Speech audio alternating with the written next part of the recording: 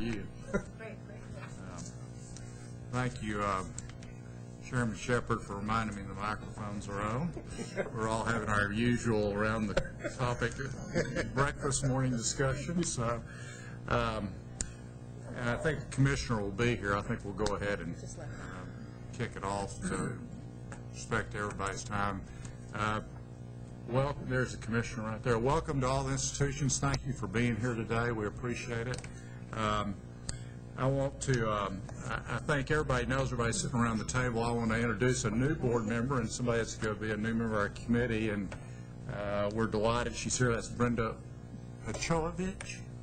I will learn that after a couple of meetings, but I met Brenda yesterday, didn't ask how to pronounce her last name, but we're delighted to have you with us.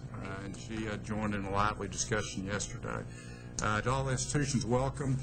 You'll notice a couple of things different about the agenda. We have, in an effort of respecting of your time, we have put all of the capital projects at the front of the agenda today so that we can talk about the projects, and then we would welcome you to stay for the rest of the meeting.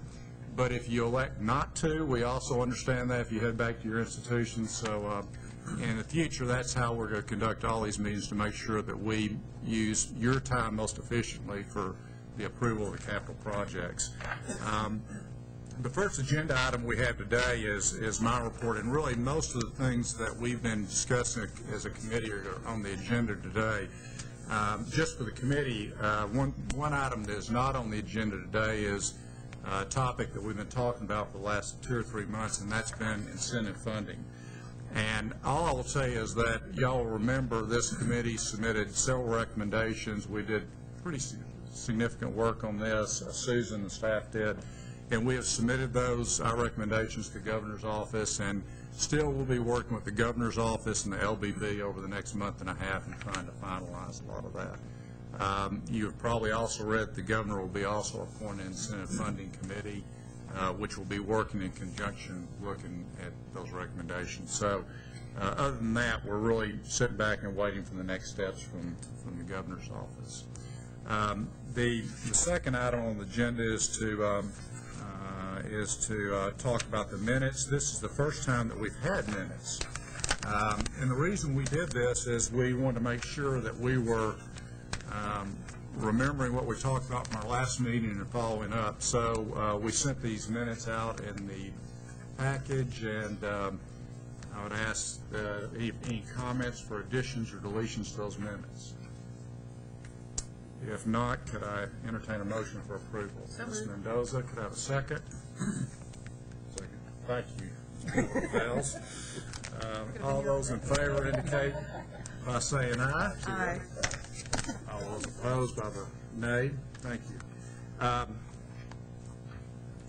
The next agenda items are obviously the projects, and that we have 2 items which will be approvals, consideration for the board for approval of various projects. And the first of these is from UTMB Anderson Cancer Center to construct a Center for Targeted Therapy. And Susan, is Susan Lipke here?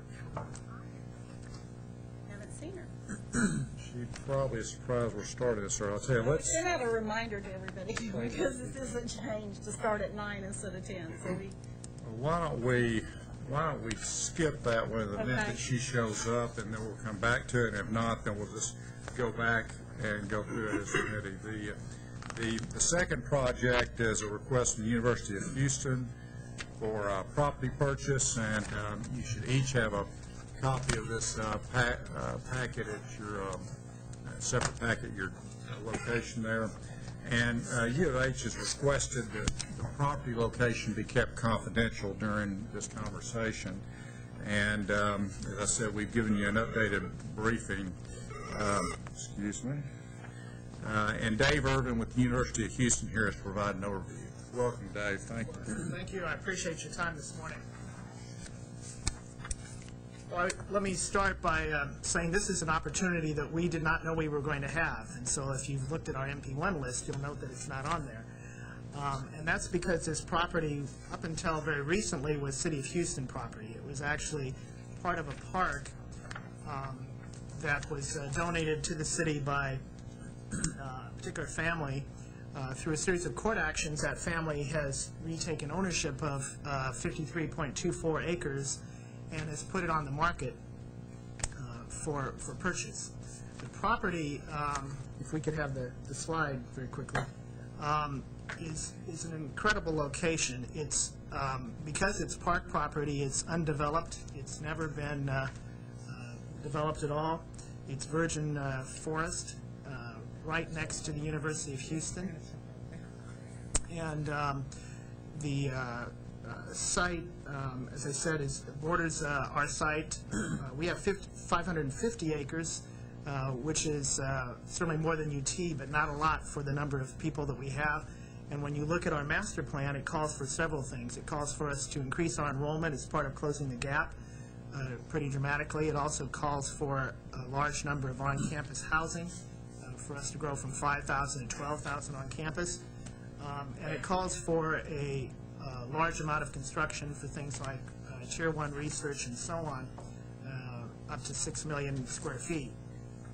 We could squeeze and shoehorn that into our existing 550 acres, but certainly 43 acres of undeveloped property right on our doorstep is a potential that we can't ignore. The property is also very valuable because the freeway will be extended past this property all the way to Alvin to the south of Houston. The Metro Light Rail is going on 3 sides of UH, but it's also continuing past this property, and there'll be a light rail station right on the property. So it's very, very beneficial for a lot of reasons. Like I said, not the sort of opportunity that you have very often. It may be sort of a once-in-a-lifetime sort of unique opportunity that we have to expand the campus. So for that reason, we're asking that you recommend approval to the full board. At this point, we don't have the appraisals. We're still getting those, and we expect those to come next week. And once we have those, then we'll finish negotiations with the family on the purchase price. There's a price that was indicated in your packet. We think that's close to where it will be. But as I said, those details will be consummated once we know the appraisal price, probably next week. With that, I'll ask if you have any questions. Well, I'd just make a comment that we move forward on this, that the committee gives you and Fred the ability to be able to sign off on this, what you know, all the details if you have any further questions. When do you plan on this being completed? The sale? Yeah, well, get the appraisals in. We expect the appraisals, we actually were hoping to have them before today, but we expect to have them beginning of next week. Okay. Very good suggestion. Other questions?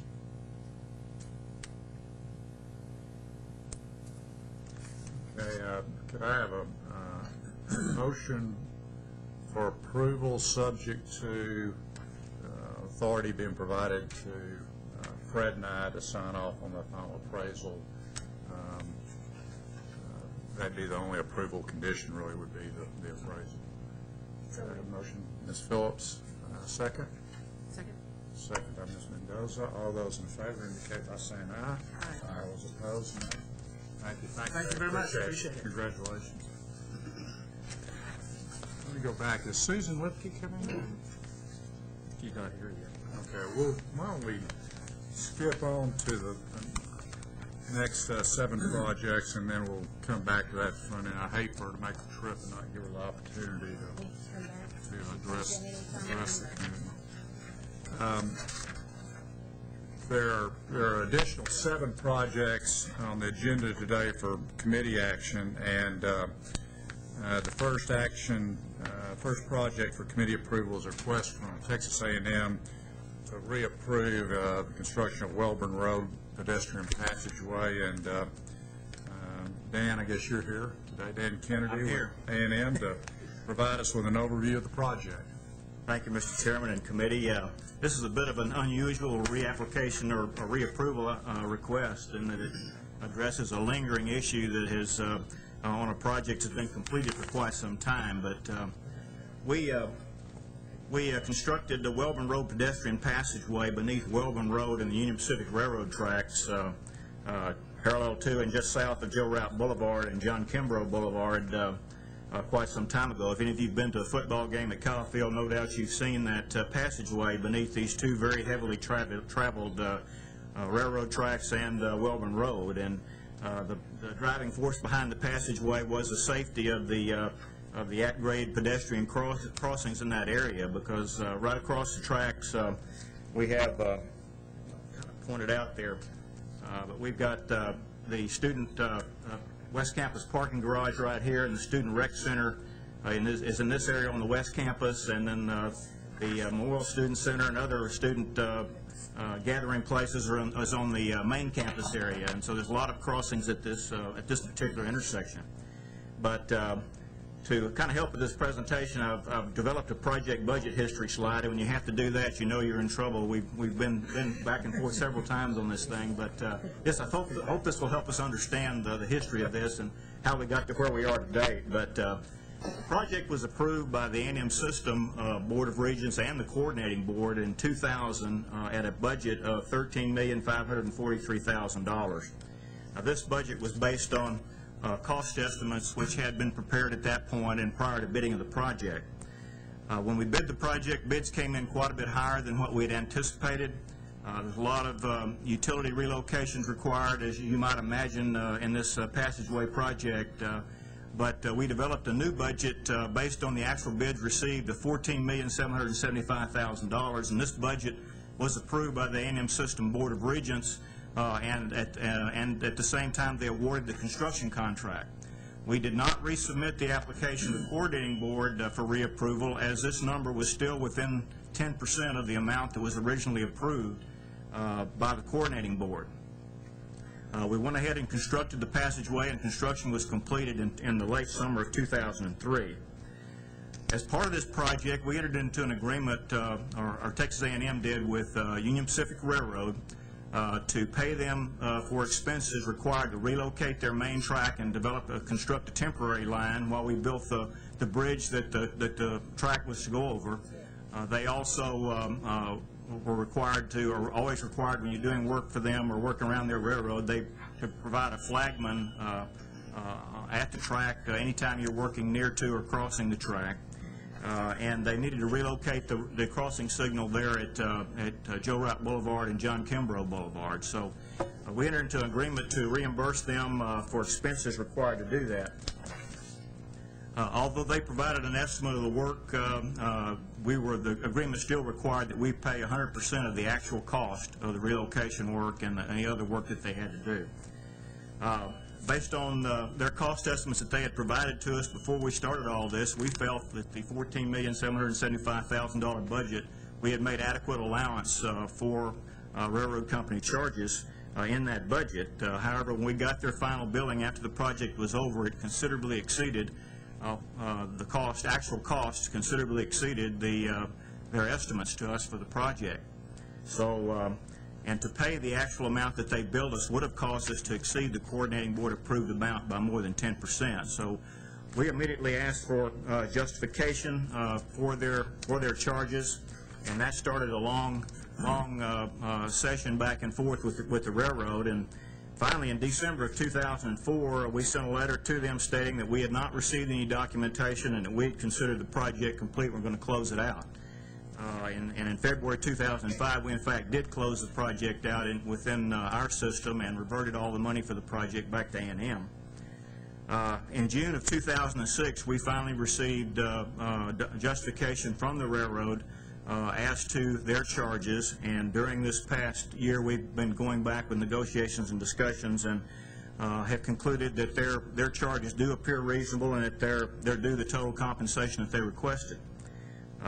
Payment of the total amount that they bill will cause the budget or total project expenditures to increase to the $14,959,239 that will become the new project budget. As I said, this budget or this total expenditure does exceed the Coordinating Board approved amount by more than 10%. So in order to make final payment to Union Pacific, we are here requesting the Coordinating Board approval of a new total budget of $14,959,239. We've also changed the funding mix a little bit to add some cash from designated tuition, which is a bit of a change from what we had originally proposed in the application, the original application that was submitted, that was presented. The Antiem System Board of Regents approved this new budget last Friday, December the 7th, and so we are here today requesting coordinating board approval at this budget amount. I've got a few project photos, if you want to go to the next one, that kind of shows you what we're talking about in case you haven't seen this. This is the passageway beneath Welborn Road and the railroad tracks looking from the east, from Kyle Field actually. Kind of a long distance shot of the approach from the east. You can see the West Campus parking garage, which has 3,800 car capacity in the background there. Okay, you can go to the next one. This is a kind of a closer in view to the east entrance to the passageway. You can see the Union Pacific Railroad there in the back, and then Welborn Road there in the foreground. The next one, please. That's kind of a picture inside the passageway. And the passageway's really been used, especially I think if any of you have been there on game day, it's just almost a steady river of pedestrians through that passageway, and we really feel like it's contributed to the safety of that overall intersection there. And so as another matter, we're also getting ready, or university has initiated two more vehicular and pedestrian passageways at the old main Albritton Tower area, if you're familiar with the campus, just to the north of where this passageway is, and we're going to have to be working closely with the railroad on these, and their cooperation will be critical in the timely completion of these safety-oriented projects. So that's the presentation. I'm ready to answer any questions you might have about this. Thank you. Any questions? I don't have a question, but I have a comment. Anybody that is in any city in Texas that wants to do what they've done, and we've had to do it in our community and have the privilege of dealing with the railroads, I think he's been very restrained in his comments.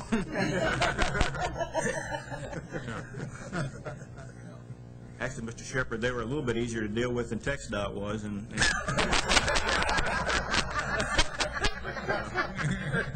Is that saying very much? We'll have a contract that's held up between the two of them, so. Oh, man. TxDOT and the railroad. So you understand? I understand. It does delay things. Has the railroad been paid yet? they have not, no, sir. Good. You gonna vote against this? No, but I'd mail the check with the same speed they got you the information. Well, the emphasis of trying to get these other two passageways going too are going to push us along, but we're trying to get this resolved and off of everybody's book, so we're requesting a favorable action from the committee today on this project. And you'll probably have future dealings with them also? Yes, sir, we will. Yes, sir. Okay, any other questions? If not, could I have a motion for approval? So move. Mr. Ellenfeld, second. Ms. Phillips, thank you. Okay, all those in favor indicate by saying aye. Aye. All those opposed, nay. Thank you very much. Susan? So we started on time, and we're starting with all the capital projects. We surprised you on both sides, you know. We commanded because Continental Airlines wasn't running on time, so I apologize. All right, you know, we're just trying to be very efficient for y'all. We're going to turn back to UT MD Anderson Cancer Center, and Susan Lipke's here to make the Great. presentation. Good morning, all. Good morning. Thank you for being here. It's cold here. I feel like I'm living up north again. Well, I'm here to talk to you about a project that we have on our South Campus Research Park. It's a building called the Center for Targeted Therapies. Maybe go to the next slide. This is part of our strategic plan to reduce our shortfall in research space, as you saw on the briefing sheet. Even with this project, should it be approved, we're still short about 608,000 square feet in our research arena. The focus of this building is on experimental therapeutics to do all their analytical and core synthesis analysis, as well as that they're developing a pharmacology program, and that's one of the reasons for citing in this in the UT Research Park with some of the components they do there in the collaboration. And last of all, it's part of the McCombs Institute of Early Detection and Treatment of Cancer, one of our initiatives that are there. A lot of this is to develop bench-to-bench molecular targeted agents for prevention, treatment, and cures for cancer. Part of that comes with a chemistry core that's leading to the new drug compounds and components to treat cancer. We're also going to consolidate experimental therapeutics that's scattered on the main campus in a variety of areas, and this will have the opportunity to bring all that program together for better collaboration. And then also establish an RNI molecular biology screening program. So those are a bit of the program. A little bit about the building. It's 210,000 square feet. It's 6 stories, kind of matches the other buildings you've seen on that campus as we're developing. It's a 6-story cast in place with a curtain wall, kind of a combination of curtain wall and a brick masonry exterior. The building primarily has laboratories, laboratory support, and offices. Along with that, there's a learning library and a learning center that's part of the building, and that part of the program is really meant to service that campus as we continue to develop buildings here. We've kind of taken with each building, creating a cafeteria, creating a library, learning center, so that it'll service the whole campus, so looking at that component. Some of the major equipment I thought you might be interested in, that there are 3 NMRs in this. We've got 9 radioisotope fume hoods. We've got 37 other fume hoods, 3 sterilizers, some glass washers, 9 dark rooms, 12 environmental rooms, along with all that bench space. We anticipate starting construction in April of '08. We're all the way through construction documents for the shell and core. We're kind of doing this in 2 pieces again so we can expedite that schedule. And we've just finished the design development documents on the interior build-out. This project, assuming we don't have the rain that we had this past summer, we hope to finish this building in September of 2010. It'll take us about 3 months to commission the building, so late fall then to begin to move the researchers into that building. Overall, the project was $95.4 million. Overall, that's a cost of about $454 a square foot to build it out, including equipment. It's at $364 just for the construction, which is in the board range, which I have to admit I didn't realize how broad it was, from $118 to nearly $1,100. Sources of payment to this are the tuition revenue bonds, PUP bonds, and then hospital revenues. Next is kind of just to give you a vision of the campus. I'm not sure how familiar everybody is with us. The North Campus is right, borders the edge of the TMC, was the beginning kind of that quadrant. A lot of the research and the hospital all started in that, and all the clinical functions. The mid-campus I put on here because I'll be seeing you again this spring. We're beginning to develop that campus over about the last 15 years. We've done a fair amount of land acquisition, and that's our next opportunity to expand the campus. And then moving on to the South Campus, you can see the project site. This is one of 3 buildings planned on this particular parcel. The first building you approved about 6 months ago was the Kabir, which is the imaging facility. It's a joint venture with Health Science Center, General Electric, and MD Anderson. This building will connect on all levels to that building, so you can see the CTT there off to the yellow, and then there is a 3rd building planned on that site. And then I just brought some of the elevations that you can see from the east side. It does have some of its own character, but blends with the building that we'll be connecting to. This again follows kind of the architectural palette we've established for that campus. A little higher tech than what you see, the kind of the pink. It's Anderson's signature on the clinical side, so with a curtain wall, 2 tones of brick, and then some metal panels to that. On the south side, you can see how those buildings will connect. There is a long connecting corridor along the front that is a public corridor to connect the 2 buildings. I've got a little better picture. I'll show you that later. Then just on the west side, you can see how it is blending with the Kabir that's on that site. And then finally, there's the north elevation. So it's a combination of curtain wall punched window openings there. Next is part of this project also was to create a tunnel structure. UT Health Science Center is building a research building and some other buildings across the street from us, which they will have a vivarium facility and be doing some research and imaging in the Kabir building. So there is a tunnel going under the roadway, under the CTT, and then coming up into the Kabir building, and that's part of this project. And it's pretty much isolated from the building.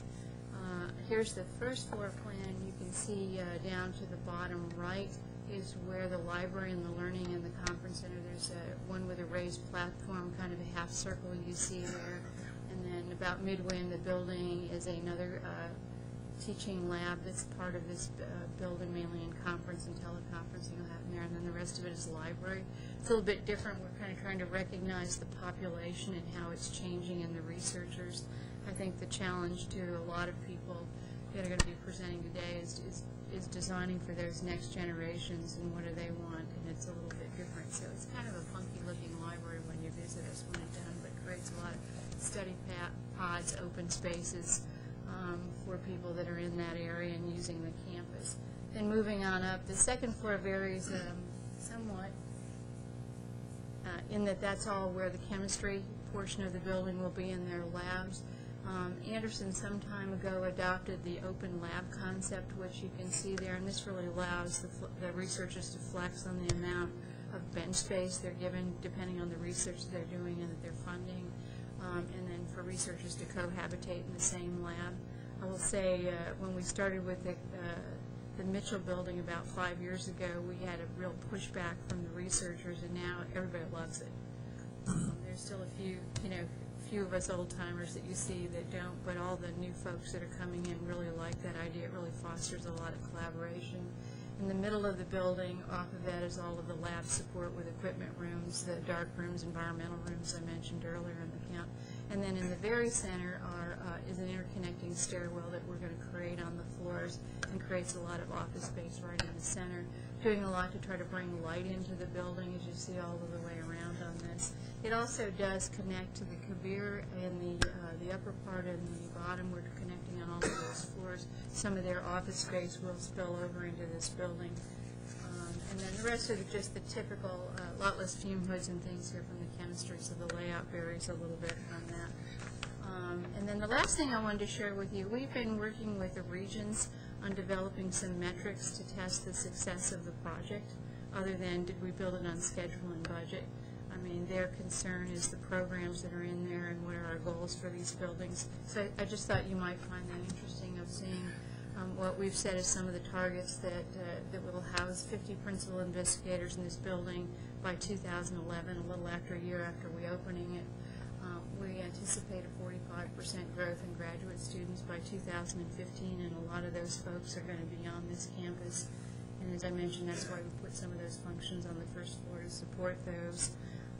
Looking at a 50% growth in our extramural funding for research by 2015, and part of the programs in this building should facilitate that, as well as establishing this NRI molecular biology program that I mentioned with the building. So I didn't know if that was interest, but it certainly is to us to start benchmarking what are some of the goals that we're trying to do with these buildings. And I bring this to you because we did this with the offset expansion. The Regents loved it, so they unfortunately adopted it for everybody to do that. But I think we all as institutions have a responsibility to kind of establish some metrics for that. Susan, is this the first time that y'all have done that? We did it for the Kabir. Okay. And so we're continuing to do that. The first time we actually did it with them was our All-Kick expansion, which I brought to you last time, and I didn't think to bring these. Of what we had established institutionally were some of the metrics we wanted to measure the success of the project.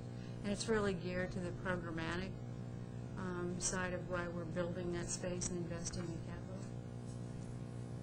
capital. I really commend the board and y'all for doing that. I think, Fred, that's something for us. One of our agenda items at the backside of the meeting today is to really talk about getting off your project, but it is to talk about, are we being as efficient as a board and looking at these projects for the benefit of the state. I saw that on your agenda, that's right. Yeah. Not that I want your vote for this bill. But I think that's interesting because that really does fold in very neatly with beginning to look a little bit deeper as to really the whole closing the gaps issue and just pragmatically, the economics of the building itself in terms of measurable metrics. So, and I'd love to get I guess we have a copy of that. Yeah, you have, or I have an extra copy that I'm more than happy As well as any policy or guidelines that we develop to analyze and come up with those metrics. I'd be happy to. Be really helpful. And we're going to ask Brad to head up a task force and do that for us. Mr. Shepherd. Susan, as you know, we're always interested, especially when we look at buildings in Houston and flood issues. Can you speak just a little bit? We're out of the floodplain with this? Oh, great. Yes. Didn't mean it can't flood, though. They can't flood. We did actually raise the site a little bit, just, we're 1 foot over what would be beyond the 5-year floodplain. We're even out of the 500-year floodplain in that area. And the viburnals on the first floor? In this building, no, there's a tunnel, and so within the tunnel there will be submarine doors halfway between to protect each facility from flooding. Other questions? And this meets all the board standards as noted in the briefing sheet. So. Okay, if not, could I have a motion for approval? Ms. Phillips, second. Ms. Mendoza. We've got small committees now, so we've got to be very involved. All those in favor indicate by saying aye. Aye. All those opposed, nay. Susan, thank you. Thank you. Thank you for being so gracious about my being late. Thank you. Have a nice holiday, everybody. You too. Thanks, Susan. Appreciate it. The next project, and we'll flip back to agenda item 2D, is a request from the University of Texas at Austin to reapprove LBJ Plaza renovation, Lady Bird Johnson Center, and this is for cost estimates over 10%. And John Rischling with UT Austin's here to provide an overview. Welcome, John. Thank you, Mr. Chairman, committee. We talked to you, to the committee, about 2 years ago, having to do with a $30 million project at the Lyndon B. Johnson Library Museum Complex. And that had primarily to do with restoration of the plaza that we walk on as entry into the complex, and the degradation of the spaces below, including the LBJ Auditorium and another somewhat smaller auditorium. That project is well underway. If you were to visit the library today, the Library Museum today, you'd be escorted through construction fences so that the plaza can be reworked, and the stone is arriving shortly to actually replace what is there. For those of you who either did not attend those meetings or have forgotten a little bit about what we were doing, we're showing you here some of the graphics that we used 2 years ago. The intent of the project was to restore this plaza that you see on the lower left-hand portion of the slide, honor Lady Bird Johnson, and to recognize that this is a public space. The facilities are open every day throughout the year except for Christmas Day. Next slide, please. Mrs. Johnson's legacy was very much in mind. We certainly had intended that she would see this project through. She did see the groundbreaking for it, and she was very much aware of what we intended here. Next slide, please. The complex, as seen from quite high here, shows a linear building and then a square off to the left, or a rectangle. The rectangle is the plaza with the Johnson Museum and Library Tower on it. The linear building we will be talking about today, it's known as the Sid Richardson Complex. Parking lot to the right of that building, Red River Street, Dean Keaton to the north, and I-35 off the slide to the right. Next slide, please.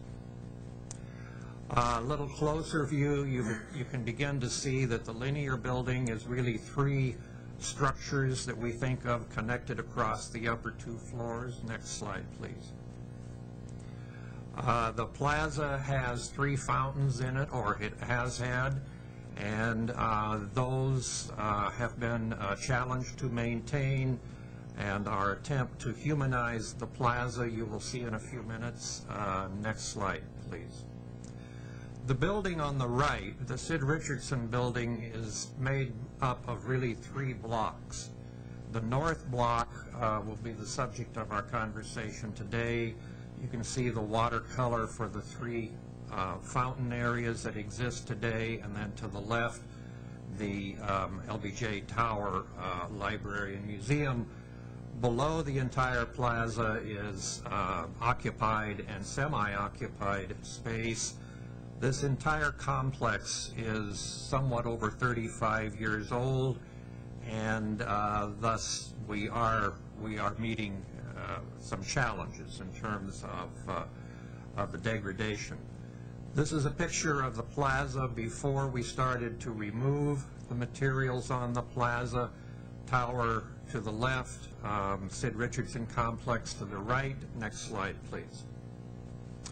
And that which we have worked with the Texas Historic Commission and others to begin to develop a replacement for the fountains as the plaza is replaced with a piece of the Wildflower Center interest that Mrs. Johnson was so very active in, and how we would like to begin to recognize the lower levels of this complex in her honor. Next slide, please. This is a picture showing the fountains replaced. Next slide, please. Below the plaza, as I mentioned, are occupied and semi-occupied spaces. To the lower left is the LBJ Auditorium. Immediately to its east is the Bass Lecture Hall, and then you're looking at the lower levels of the Sid Richardson complex. Next slide, please. The proposals that we brought to you 2 years ago showed that due to the water entry off of the plaza, as we put the plaza back together, we're going to need to extensively rework the interior of the auditorium and the lecture hall, the gallery, and the service area. In conjunction with that, we at that time brought to you the proposal to add classrooms, the darker brown in the complex there, which is a net add of classroom square footage, but entirely to be used by the library museum, not on the university's inventory. This is part of current day presidential library needs, and as you may recall, this was the first presidential library built in conjunction with an institution of higher education.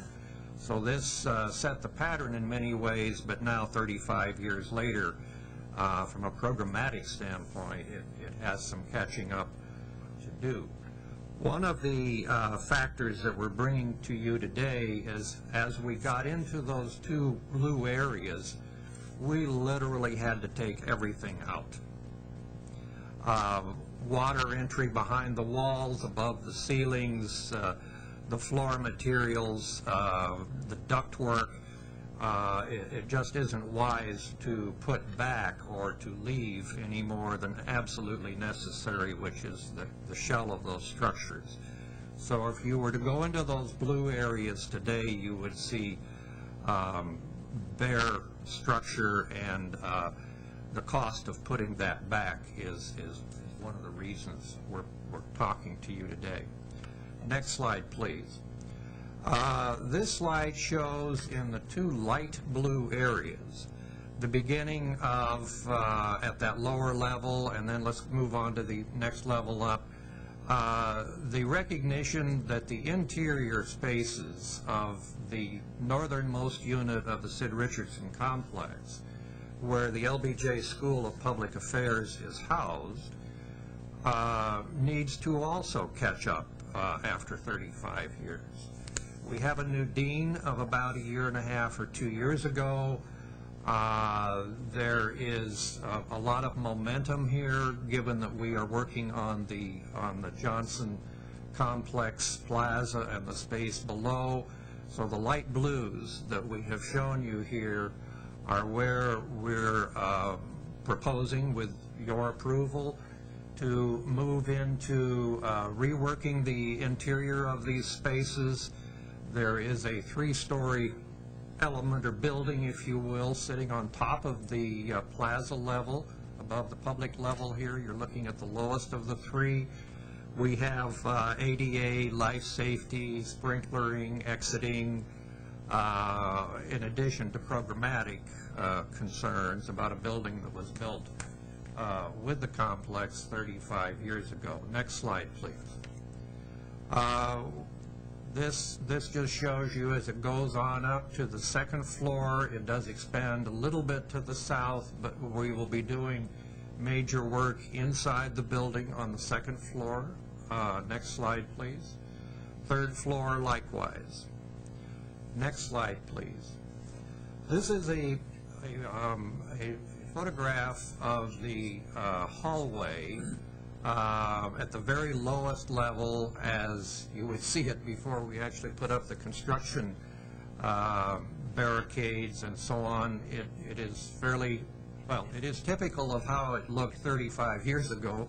Virtually nothing has been done to it, but I would say the long black-white, what we would consider now rather cold feeling was pretty typical for this complex at that time, and making this a more human space in recognition of Mrs. Johnson has been one of our goals. Next slide, please. As you can tell, there are proposals on how we begin to do that. Next slide, please. Looking the other direction. Next slide, please. Again, what we have in mind in terms of window wall, or I should say honoring walls. Next slide, please. As one steps out of the LBJ auditorium, one has two choices. One is to go behind this photographer's position and exit the complex. The other is to go up to that hallway, and you can see an elevator shaft that was added over the years because a lot of the people that use the LBJ auditorium need the assistance for that half level of climb, and that elevator just goes that half level. One of the concerns at this point in time is it really doesn't belong there architecturally, image-wise, even in discussions with the Johnson family. It's certainly been a goal to remove this element, actually move it to the left. Next slide, please. Another before. Next slide, please. An after view for when that elevator would come out and be in the structure to the left. Next slide, please. This is the complex. This is the exterior of it as seen by the public when approaching the complex. Next slide, please. And our goal is to finish what we've started. We brought to you $30 million 2 years ago. Half of that to be funded by the federal government, which is very interested in particularly their responsibility is the inside of the library and museum. We're bringing to you today a request to increase that by $15 million for the Sid Richardson complex, and then the remainder of the figure for the elevator I showed you and the conditions that we found as we've opened the building up. So with that, I would entertain questions you might have. And really, were it not for the expanded scope, you really, you wouldn't be over 10% anyway on the original project, because if I remember where you showed us the repairs to the auditorium, that was all in the original scope. That's correct.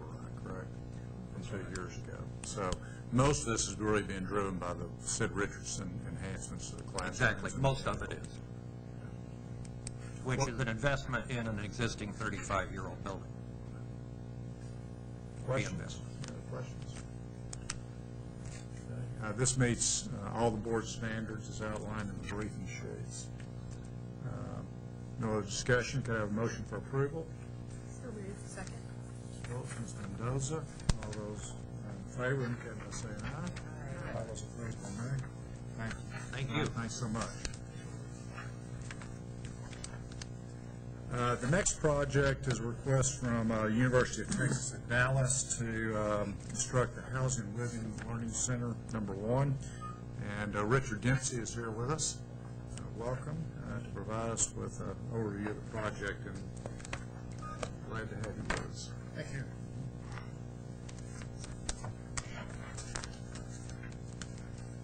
First slide, please.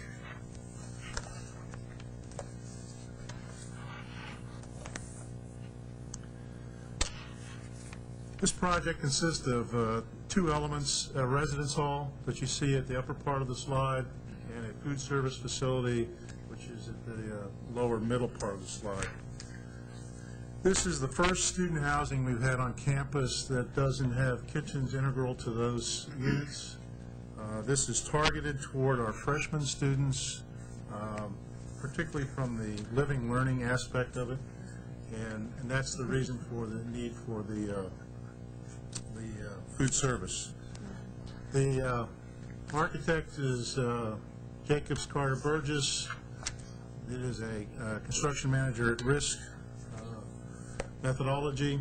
Austin Commercial is the construction manager at risk.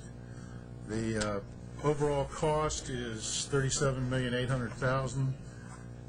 Gross size is 178 plus, 24 of that being the food service, the remainder being the residence hall. You can see the cost per square foot. All the funding is going to be provided through revenue bonds supported by rents. And we anticipate starting in March of this coming year and finishing in May of the following year. Next slide, please. This is a site plan of the residence hall being on the right, a parking lot to the left.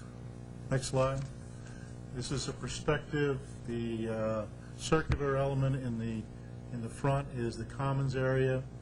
It includes laundry, it includes what we're calling both a loud and a quiet area, a classroom, some office space, and a workspace for clubs. Second level has a multi-purpose room that's set up to put on presentations as well as watch football games on the weekend, so on and so forth. Next slide, please. This is an aerial perspective of the design with an interior courtyard.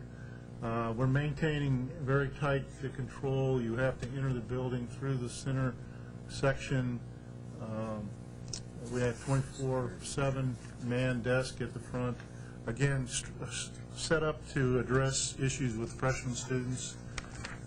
Next slide, please. This is a location of the food service facility. It is being done in conjunction with an existing kitchen cafeteria that's in the student union. So we're expanding that kitchen area. To the left of that kitchen is a servery, and then the remainder of the space is used for seating and dining facilities. Next slide, please. This is a perspective of the from the northwest of this food service facility. Next slide, please. And then here's a perspective of the interior. Available for questions? It's a great-looking facility. Thank you, sir. I wish I was a student back there. Much different from what we... Yeah, much different from what I lived in for 2 or 3 years. Has the food gotten any better? I don't believe so. Do you anticipate that these 200 on the waiting list will, I mean, this building will be 50, 60% occupied at the front end, obviously? We're certainly hoping it'd be 100% occupied. Again, it's focused on the freshmen, so we want to address our freshman issues first. And if we have, we have people that have to go on a waiting list, we want them to be the upperclassmen. And what's the construction timeline on it? It's a little bit more than a year. It's about 14 months from start. What are the average rents that you're going to charge? Boy, that's a question I don't have the answer for, but they are based on the rents in the local area. We're trying to make sure that we are not overpricing ourselves in regards to local apartment prices. So just don't have that information on top of my head. But I think they're very, I mean, they're very reasonable. They're certainly within a few percentages of what the apartment, one-bedroom apartment would rent. Plus, we pick up utilities and cable TV and all the other amenities. Great plan for security, too. Yeah, that's true. Other questions? And again, this project meets all of the board standards. There are no exceptions in this project. Motion to approve. Motion by Ms. Mendoza, do I have a second? Second. Mr. Eldon Pels, all those in favor indicate by saying aye. Aye. All those opposed, nay. Motion approved. Thank you, Rick. Thank you very much, and wish everybody a happy holiday season. You too. Thanks so much. The next project is a request from the University of Texas Health Science Center at San Antonio, and this is to purchase the Cancer Therapy and Research Center. And as you'll note, this is an emergency project approval request, which will be addressed in the presentation. And for those of y'all who are new to the committee or have not been here, an emergency project can be approved by the commissioner or it can be approved by this committee between regularly scheduled meetings. And so that's the purpose of this today. Dr. Francisco Ciro is here to provide us with a briefing. Mr. Chairman. Yes. I'm sorry. I need to recuse myself from this issue, as I am on the governing board for the CTRC and on the board for the Texas Research Park Foundation, which one of the properties sits on. So Okay, so I'll step noted. away. So noted. Thank you. Thank you. Welcome. Well, thank you very much, Mr. Chairman and members of the Higher Education Coordinating Board and Commissioner Paredes. It's a pleasure to be here today, and I very much appreciate the opportunity to present this agenda item in an emergency manner, seeking approval for the purchase of the Cancer Therapy and Research Center located in San Antonio for a purchase price of $14 million. We've had two appraisals, a low appraisal of $57.2 million for the capital assets of CTRC, and a high appraisal for $72.4 million. And this does not include a cash gift that the CTRC Foundation will provide to the Health Science Center in the amount of $24 million over the next 3 years for the sole purpose of operating the Cancer Therapy and Research Center, as well as an endowment which exceeds $50 million, again for the sole purpose of operating the Cancer Therapy and Research Center as an organized research and clinical unit within the Health Science Center with direct governance to the Board of Regents. Now, you may ask why this is an emergency item. And it's an emergency item because a letter of agreement between the University of Texas Health Science Center at San Antonio and CTRC really was not signed until November the 15th. And it was really only at that point that our university was allowed to engage outside providers and surveyors and environmental consultants and title companies really to be able to undertake the due diligence to present this both to the Board of Regents of the University of Texas System and to this board. A little history about the Cancer Therapy and Research Center. CTRC was established as a not-for-profit organization in San Antonio in 1972. Since that time, both the Health Science Center and CTRC have had a very close working relationship, to the point that that collaboration really resulted in the National Cancer Institute designating that collaboration as the NCI designated Comprehensive Cancer Center. And in many ways, that is the signature of excellence that the NCI can provide. In the United States, there are 63 such centers. In Texas, there are 3. The first, of course, being MD Anderson. The second and the most recent NCI designated cancer center in Texas is Baylor, and the third is CTRC. The Cancer Therapy and Research Center is really a key component of our strategic planning process in becoming a top-tiered academic health center.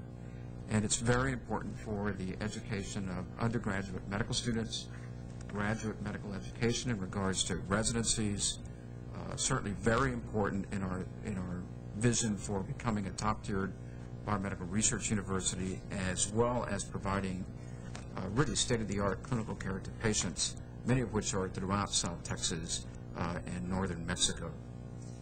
Well, why did this opportunity come before the UT Health Science Center at San Antonio? What was it that resulted in the Board of Governors of CTRC coming to the University of Texas to determine whether CTRC should become a part of the UT system? Well, in February, the chairman and members of their fiduciary board came to the Health Science Center at San Antonio and to the UT system, asking for determining the feasibility of really merging CTRC into the University of Texas system under the umbrella of the Health Science Center at San Antonio. And the reason for that is that the board really found it very difficult for CTRC to really be able to remain vibrant as a entity independent of a larger system. I think we can all understand that healthcare is very complex, especially when you add the missions of education and research within that organization. There's many reasons that you'd like to become a part of a larger system. In that independent identity, not being a part of the University of Texas system or a larger system, CTRC found itself losing about $1.5 million a month. And the reason being for that is that their administrative overhead just became exceedingly high, especially with all the regulations and compliance issues in regards to performing biomedical research.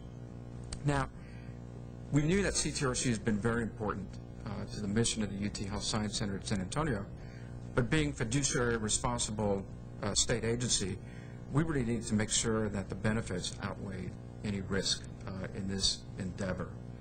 And as part of that, we actually seek counsel from Peter Fitzgerald, who's the former Executive Vice President for Business Affairs at Southwestern Medical School, really an individual who's very important to Southwestern's feasibility of integrating Bell Lipsky and St. Paul's Hospital into the Southwestern Medical School. So an individual who understands complex academic health centers, but also an individual who's had significant experience in determining the feasibility of such a merger. The University of Texas Health Science Center at San Antonio also seek counsel from the great strength and depth of experience that the University of Texas system has through Scott Kelly in the Office of Business Affairs, and then also through the Budget and Finance Committee of the Board of Regents led by Regent Rawlings. Now, in that feasibility study, which really began in earnest in, I would say, about April, we really looked at every unit within CTRC and determined exactly what would happen. Excuse me. Sorry. Transplant surgeons never take their phones off. We really looked at every unit within CTRC to determine what benefits the economies of scale would be if you became a part of the University of Texas system. And in looking at that, we feel, with a high level of confidence, but with also a lot of work to be done, that in fact that we can stop the financial hemorrhage of CTRC, and that we can basically break this organization even in regards to its operating margin in the next 3 fiscal years, and really look forward to positive operating margin thereafter. Now, in that regard, we feel that with good oversight from the University of Texas Health Science Center and with the help of our Board of Regents in the UT system, that the benefits far outweigh the risks of CTRC merging with the Health Science Center. We also feel that under the University of Texas system, we have an opportunity to recruit some of the very world's best clinicians and scientists in regards to our endeavor of becoming a superb health science center in regards to cancer care and cancer research. It's also important to understand that in the next 3 years, the UT Health Science Center is not going to be subsidizing this turnaround.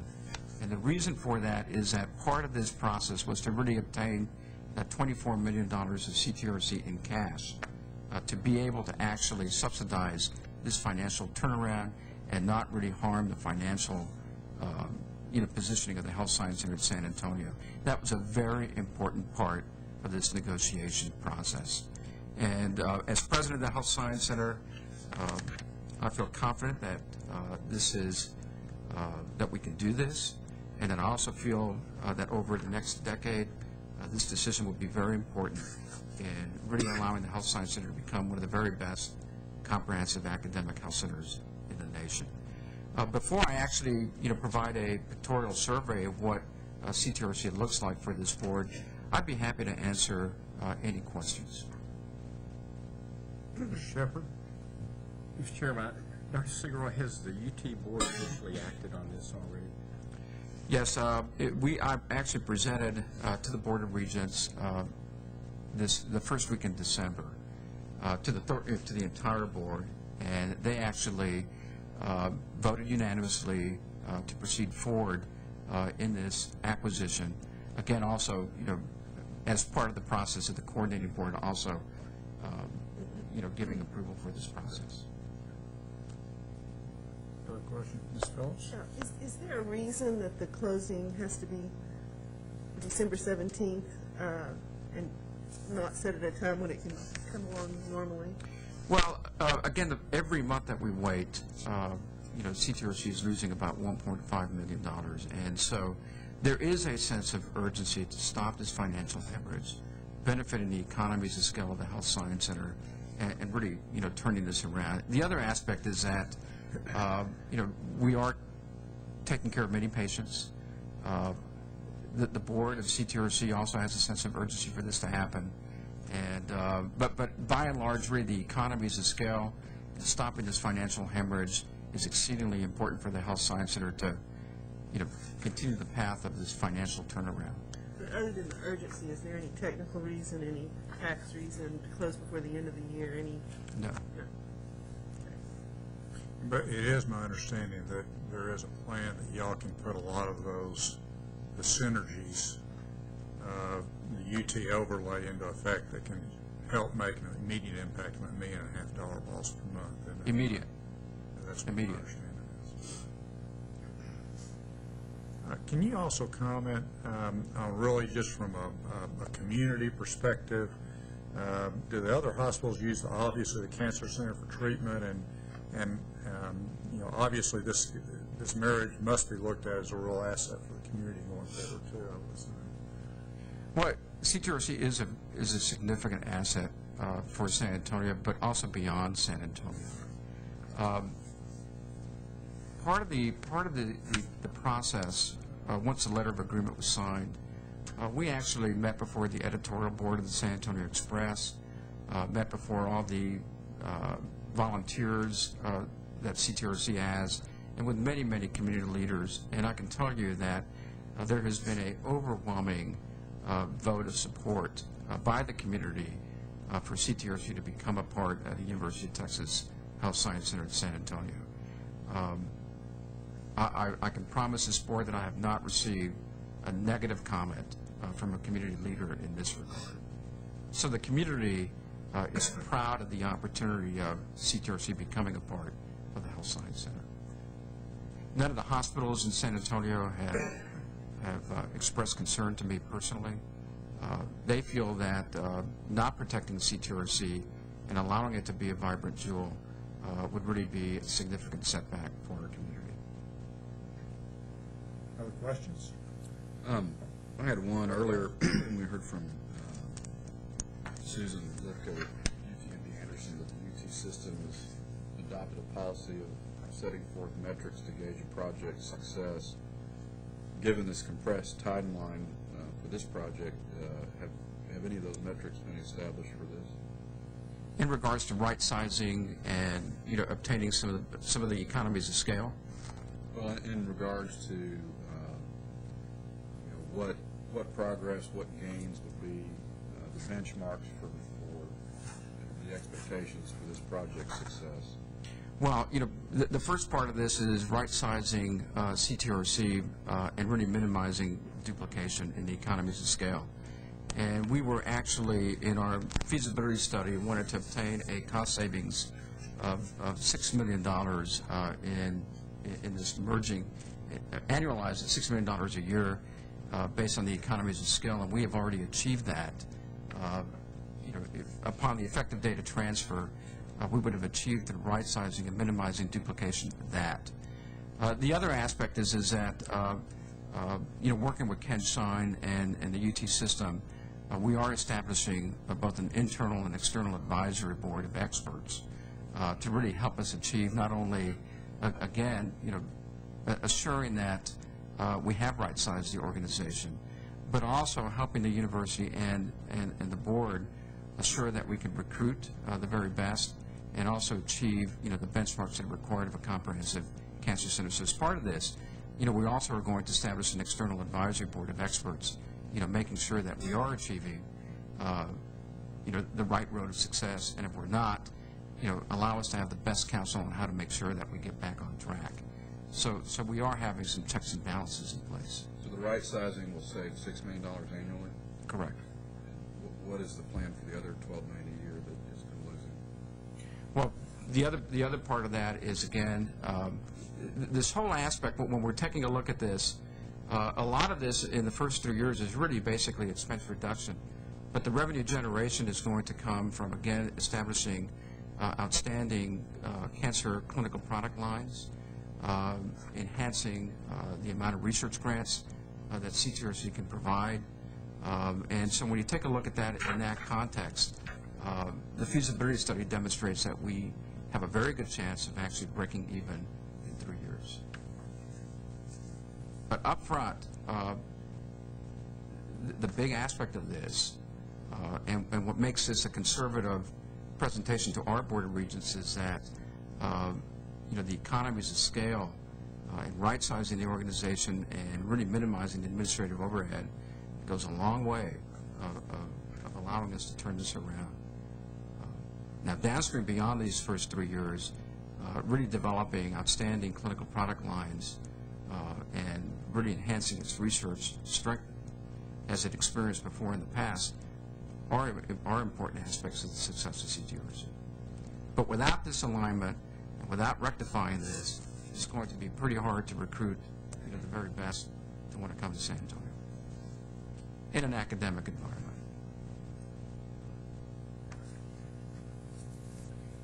It's also my understanding, I just want to make sure that the 10, 8, and 6, which the CTRC Foundation will be funding in out of their endowment, I assume, when you say you're going to be break-even in 3 years, that's going to be break-even on a pure operational basis without that contribution, because you're really, it looks to me like, Fred, there's a $12 million gap immediately year one, but $10 million of that's going to be covered through their contribution back. So you're going to be net, $2 million deficit or maybe break even in the first year with that contribution coming back into the cancer center. That is correct. So when you say break even, that is a break even from pure operations post 3 years out.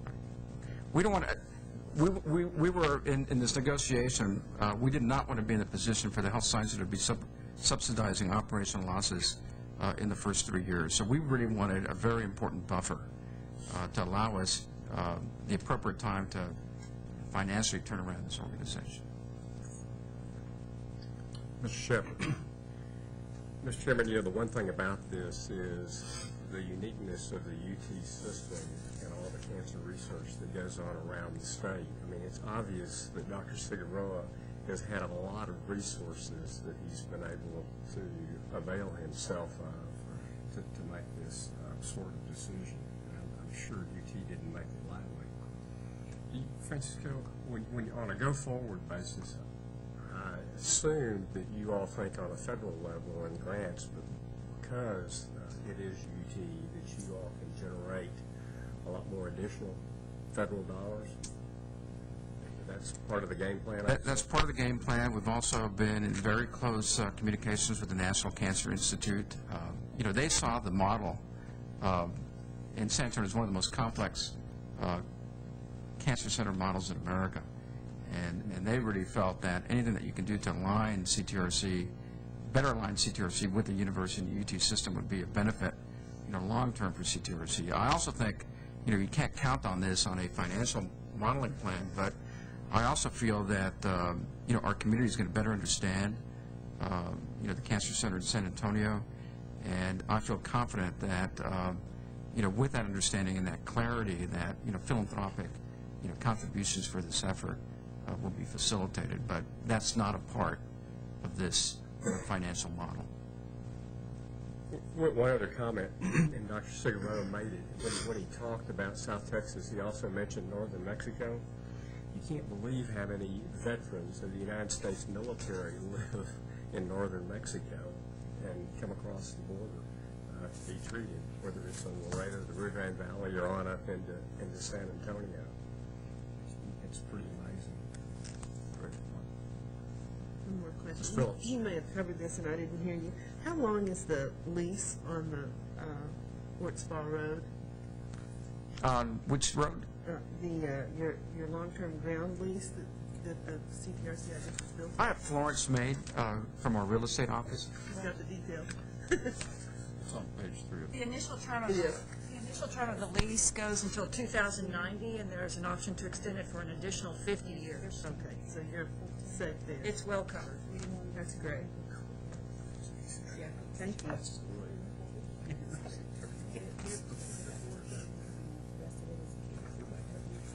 Mr. Chairman, with that, can I just provide you a pictorial survey of CTRC? This is basically an aerial photograph of the Cancer Therapy and Research Center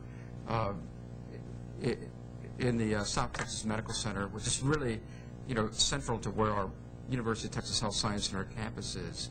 The second photograph will demonstrate, if somebody could just, kind of the entrance into the CTRC at a ground level.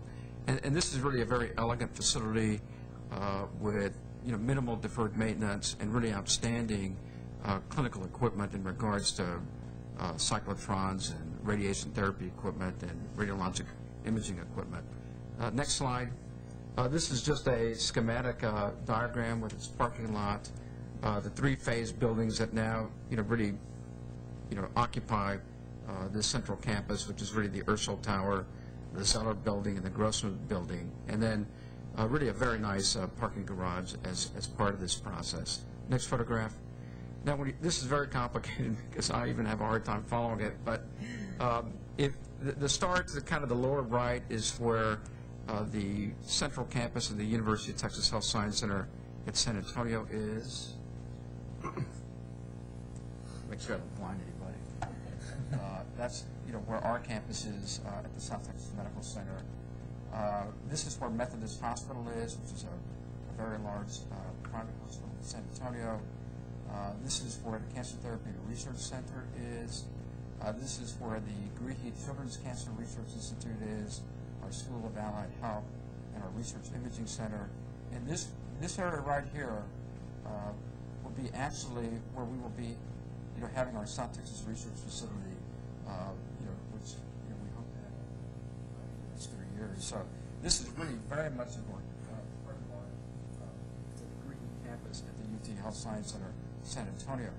Now, if you take a look at this property over here, this is where our Medical Arts and Research Center will be, which will be our multidisciplinary ambulatory clinic for the Health Science Center.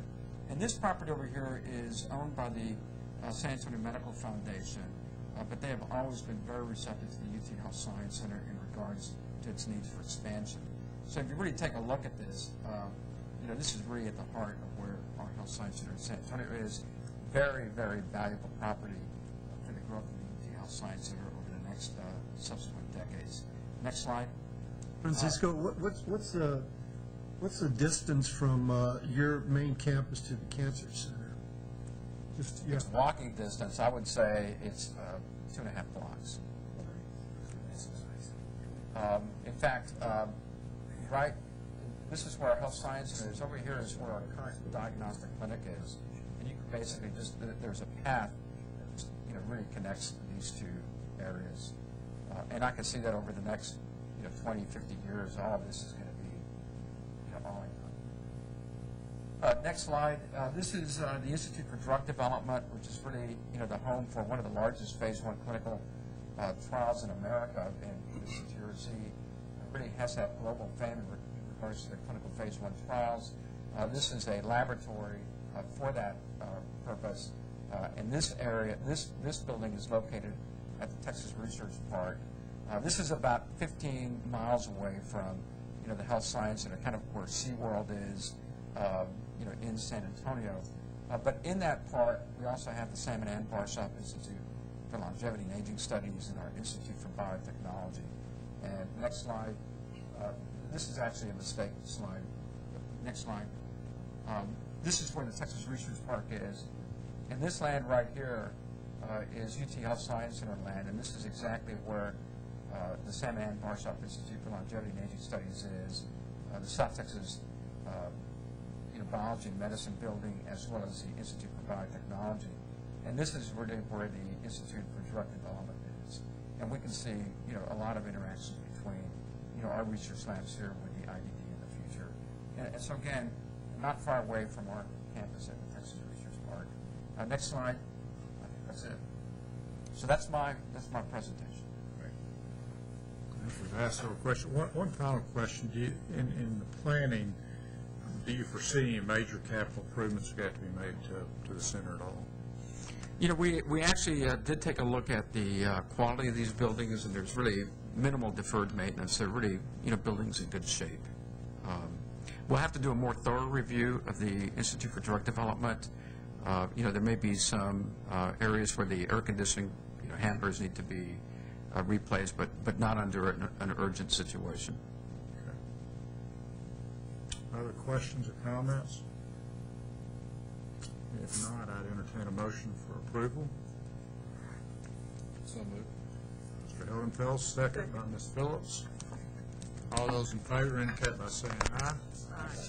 All those opposed, nay. Congratulations, and I think it's been a great project for the University of Texas System and for the state. And thanks for the probably late night hours working on it too. So much. It's been worth every minute. Thank you.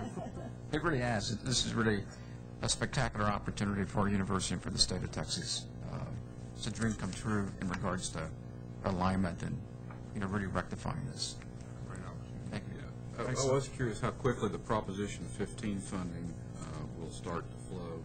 I'm sure that's one of the greatest opportunities here.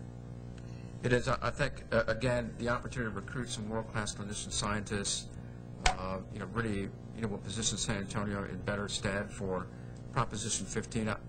The other aspect, it's wonderful being a part of the University of Texas system, and one of our family members is MD Anderson. John Mendelsohn is really very supportive of this, and we're both looking forward to having this opportunity, for enhanced collaboration for the benefit of our citizens in Texas. And it's always nice to be a part of a family who, also sees, the great benefits for the state. And John Mendelsohn sees this as the right thing to do. I think I can speak for John on that. Okay, appreciate it. The fifth project is a request from the University of Texas Southwestern Medical Center, Dallas, to construct a biotechnology development complex, Phase 1. I think Kirby Vale's here today. Welcome, Kirby.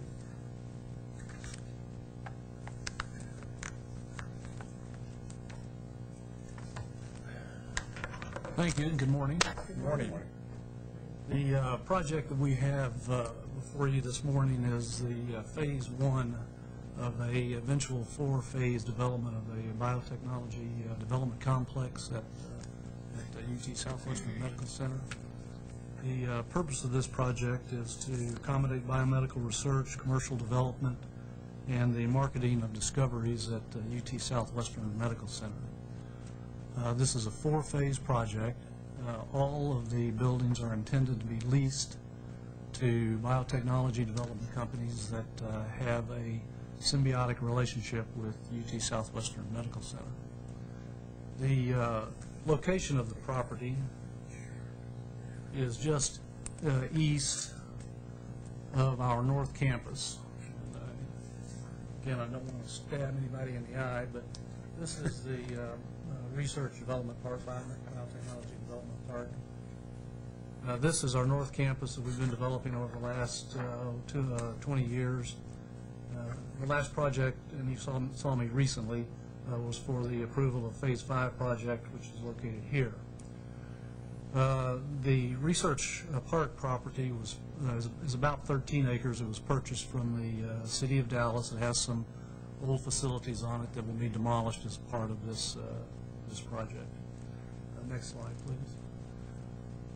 This illustration shows the 13 acres as it is, will be fully developed. There will be 4 biotechnology buildings, 1, 2, 3, 4, and we also have a couple of parking garages for parking. Next slide, please. This is the project that we will build initially. This is the Phase 1 project. It's approximately 110,000 square feet, 3-story building. As part of the project, we'll have to demolish the structures that were left from the city of Dallas. We'll develop new utilities, roadways. Initially, we'll have surface parking that then eventually will turn to structured parking as the site develops. The Phase 1 project includes in addition to the site and utility work, the shell building plus all of the core facilities that will be needed, including the lobbies, elevators, stairs, restrooms, main corridors. The first floor will be finished as a part of this project, and then the remaining 2 floors will be finished in a subsequent project that we estimate to be approximately $13.5 million to finish out the upper 2 floors. The cost for this is $39.7 million.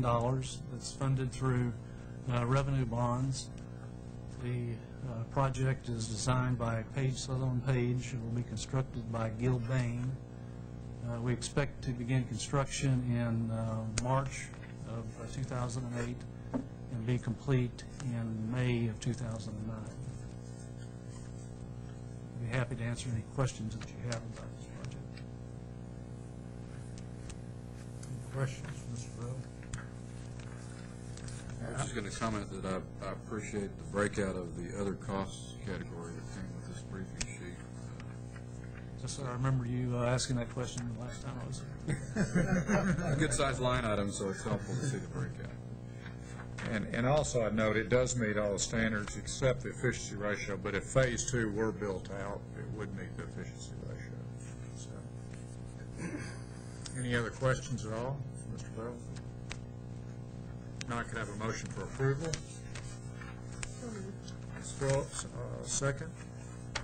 Second. Ms. Mendoza, thank you. Listing the seconds. All those in favor indicate by saying aye.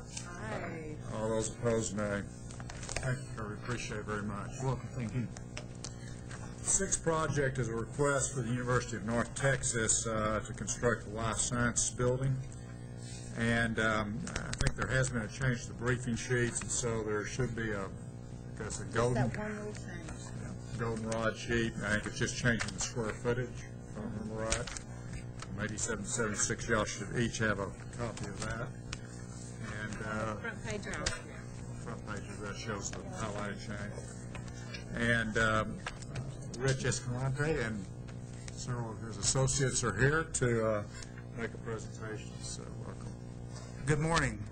I'm here today with Dr. Art Govan, Chair of the Department of Biological Sciences, and Meredith Butler, our Senior Facility Planner. We're requesting approval today of new life science building. This building will be a building devoted to research. As an emerging research institution, we have a significant need for additional research space. Biological sciences is an area of growth and an important area of study, and clearly one that is lacking adequate research space. As we developed the campus master plan, we identified the need to and the advantages to developing a science corridor. Oh, if I could have the next slide.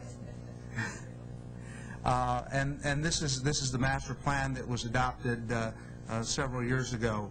And in the next slide, you will see in the center of our campus, we are developing a science corridor. There are a number of science buildings, including our chemistry building, our environmental science building, and our biology facilities, as well as general research buildings located in this corridor. It's an area of growth that we see taking place. The building we're talking about is the one this one that's circled, and that was a site, and currently is a site of Masters Hall. It was a building that was built to be a chemistry building. When our new chemistry building was built, we anticipated converting this to a biological research facility. But when we began to do our feasibility study, we discovered a number of problems that could not be overcome at any reasonable cost to make it into a first-class research facility.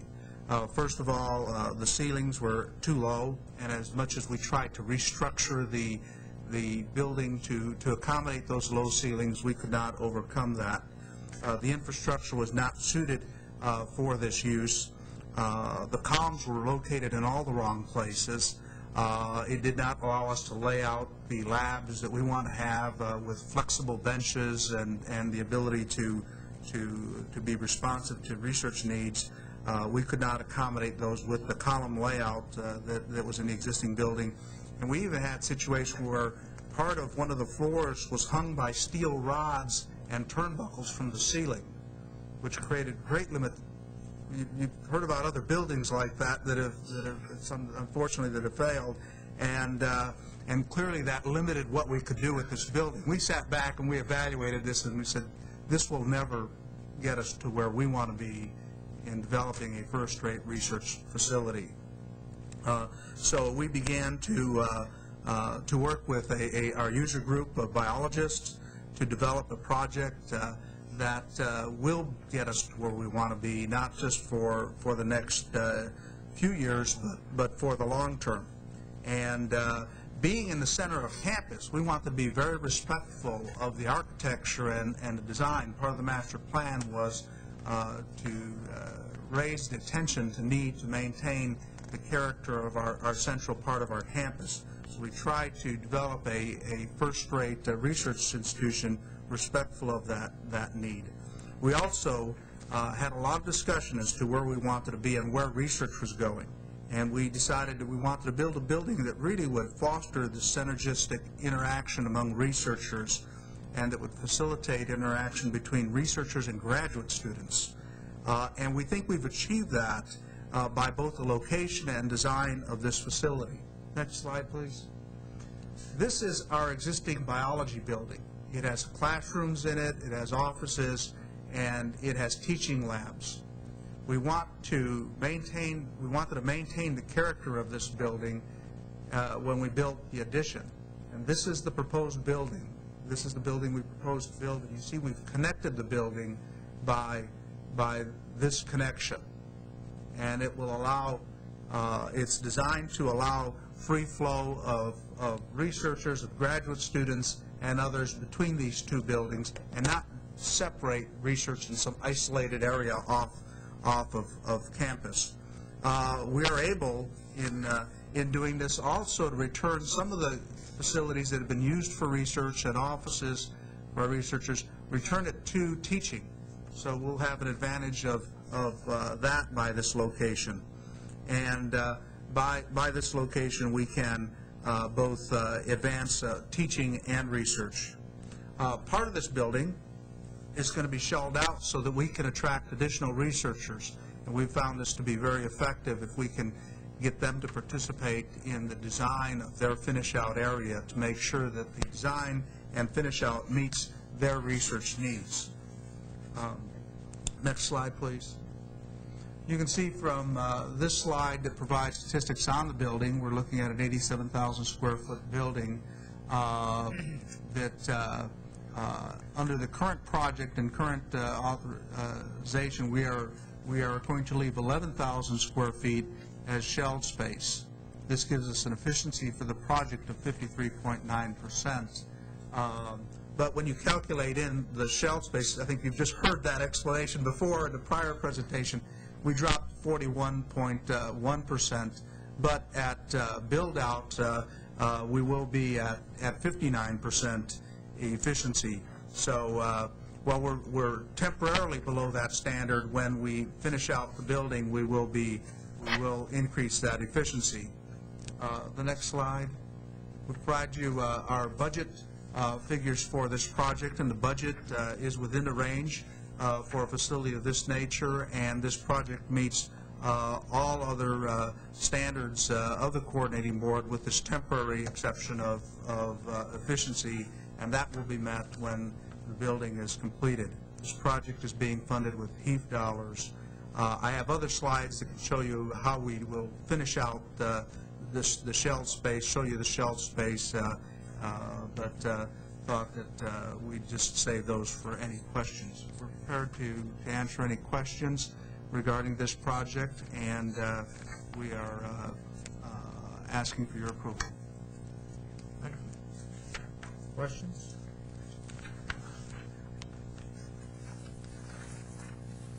I don't know if it's getting late in the morning or whatever, so if not, could I have a motion for approval? So moved. Ms. Mendoza, second. Second.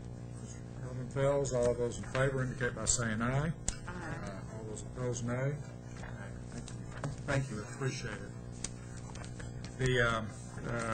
Oh yes, we get to keep y'all up here. One more. The last final project is another request from the University of North Texas Health Science Center, and this is to construct a public health education building.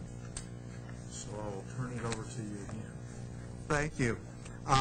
Joining us now is Dr.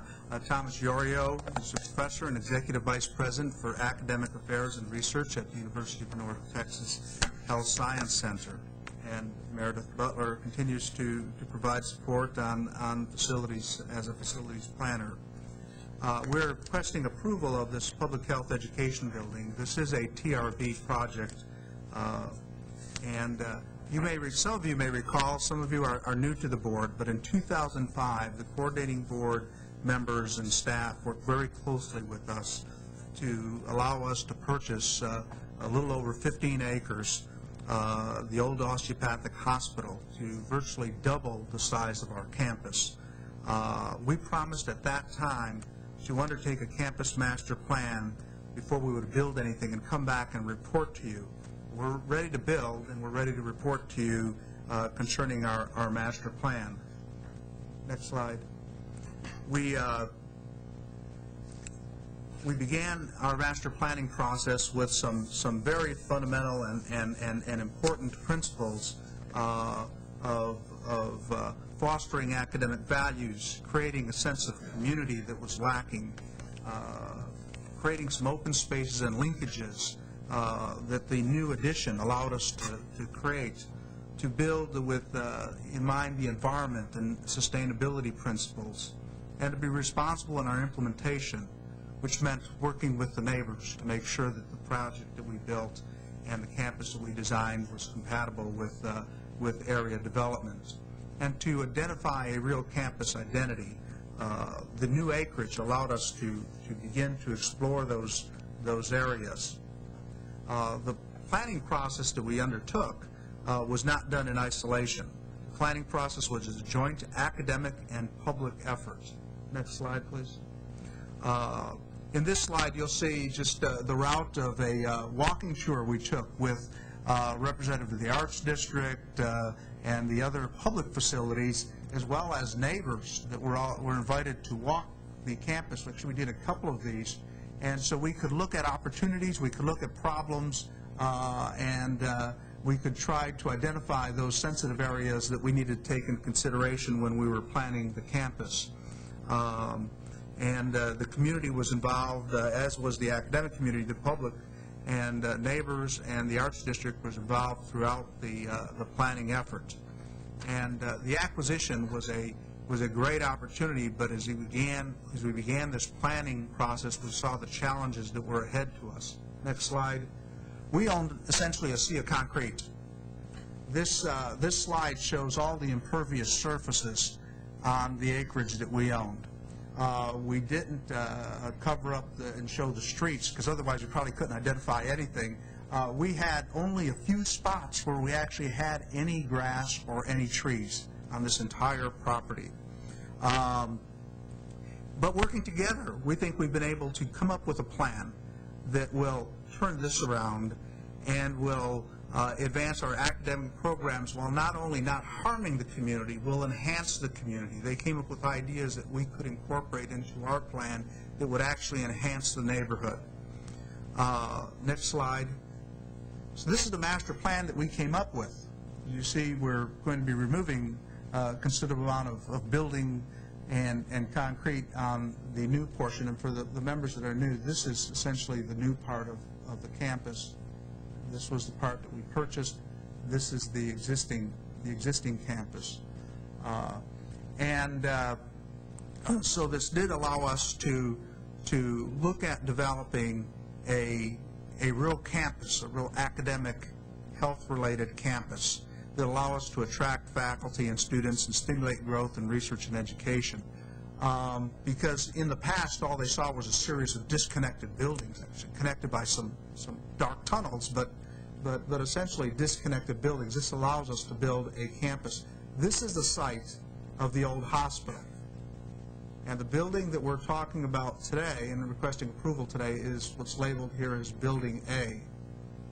And that is an important part of our development and will really signal the fact that the purchase of this property, the working on the master plan with the community, will really bear fruits for both the community and the institution. The old hospital site, we're doing remediation now, and we're getting it ready to construct. If we can go to the next slide, please. You can see this green area. That is the area where the old hospital was, and this area will have a big hole. We want to use that as an opportunity to create some open space for our campus and to create a quad that will link these other buildings that we are building.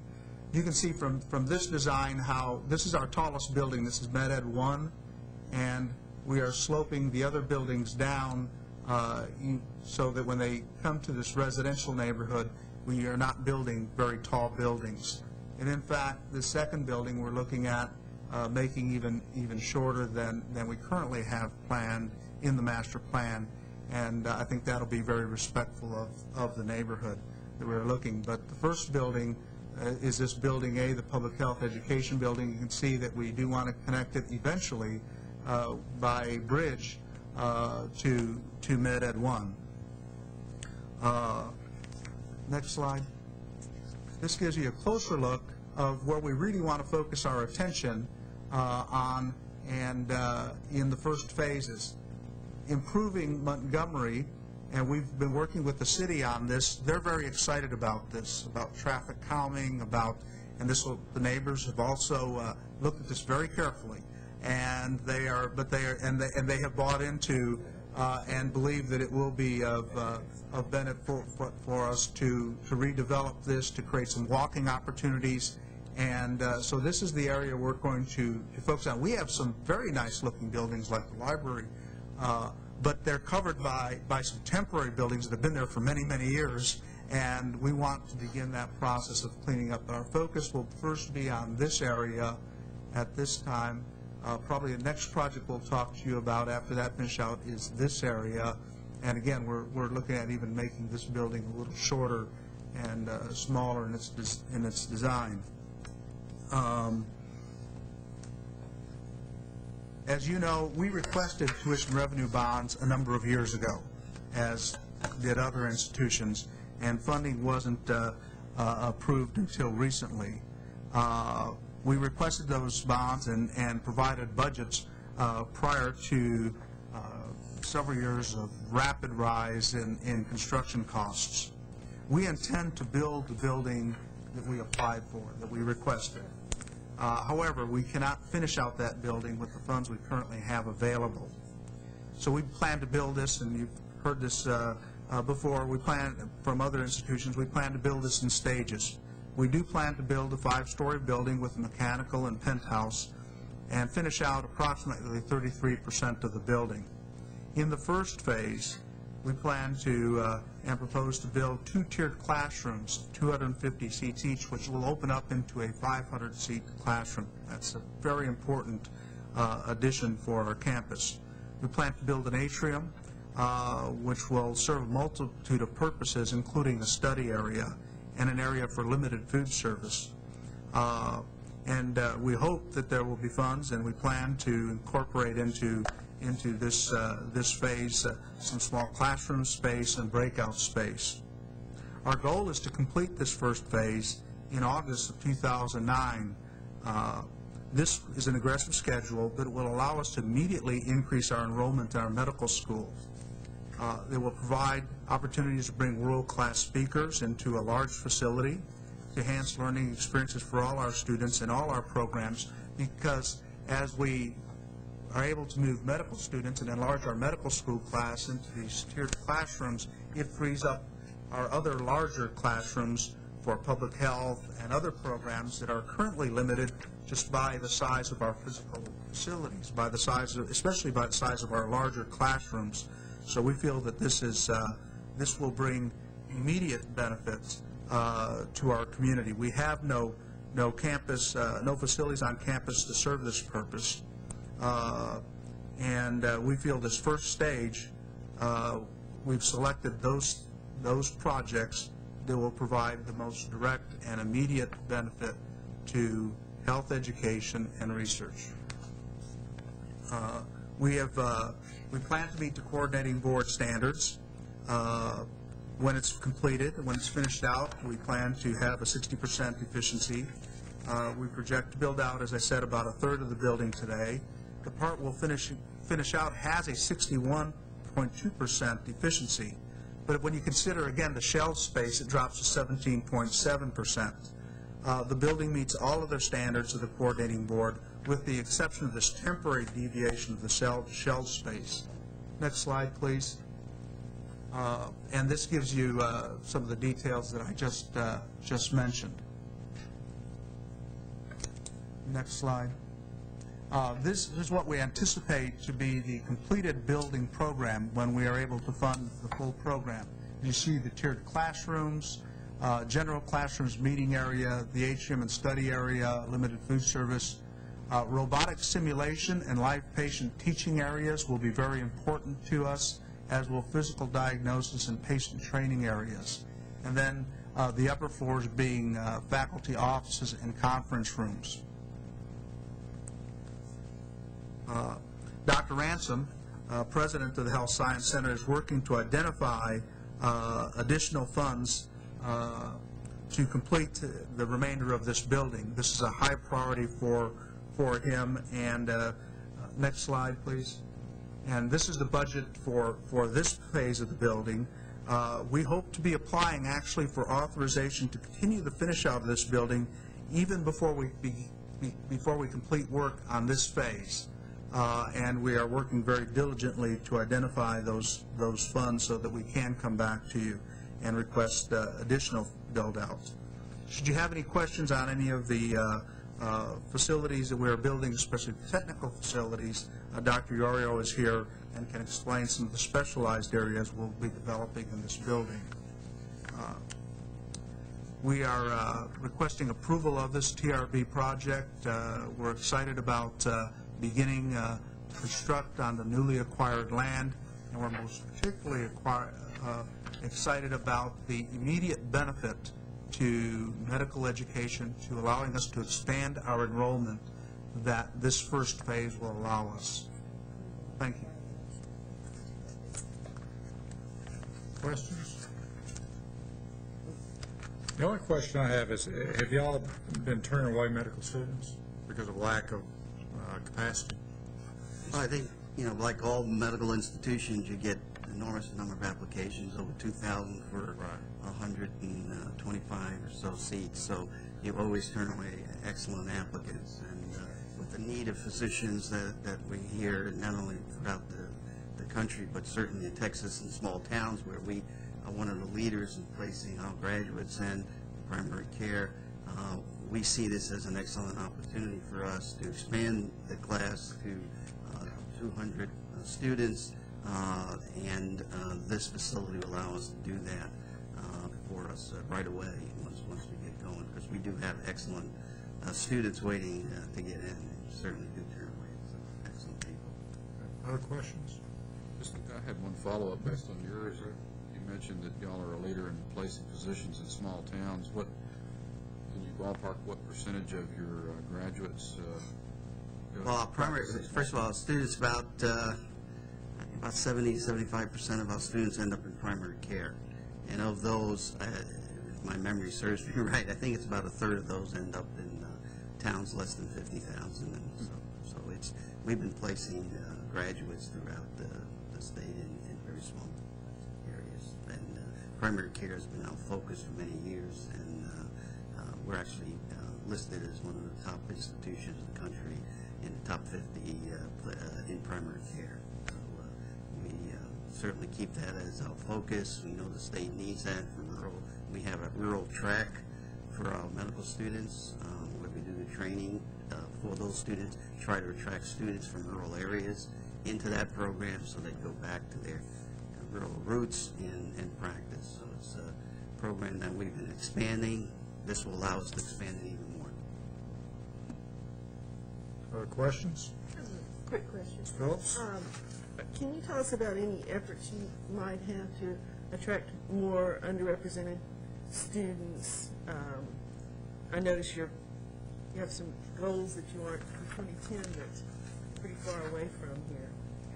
Well, medical school is a difficult one to recruit from, and particularly within the state, with 90% of our students need to come from the state of Texas. Our goal has been to help prepare more students to enter medical school. So we have really a comprehensive, what we call coordinated program for underrepresented minorities through K through 12, through college. We run summer programs to bring them in. We're part of the JAMP program of the state to train students to enter into medical profession. We are competing with several other medical schools in the state. There are a limited number of students right now applying for medical school. What we're trying to do is grow our own through these programs. We have a number of federal programs, funded programs for this. We just got word of a refunding of a program called SMART. It's a summer multicultural advanced research training, but it brings students into our school in the summer, 20 students from underrepresented minority schools, traditionally historical black universities, and also from Hispanic serving institutions to our institution for the summer. While they're there, we sort of give them an overview of all the programs in the school. Now, in terms of our other programs, we're pretty much leaders in that category. Our School of Public Health has greater than 30% of its students are underrepresented. In the Graduate School of Biomedical Sciences, we're over 20%, and that leads the state in health science centers and underrepresented recruitment. Medical school is a little more difficult, but we are improving. We had a tremendous increase from 2000, you can see, in both Hispanic and African American enrollment, and we're working towards that with these comprehensive programs. Great, thank you. Other questions or comments? Not entertain a motion for approval. So moved. Ms. Phillips, second. I'll let Fred do it. I'll second it. Second by Mr. Heldenfels. All those in favor indicate by saying aye. Aye. All those opposed, nay. Thank you very much. Thank you. We hope to be back with the remainder of this finish out in the near future. Congratulations. Thank you.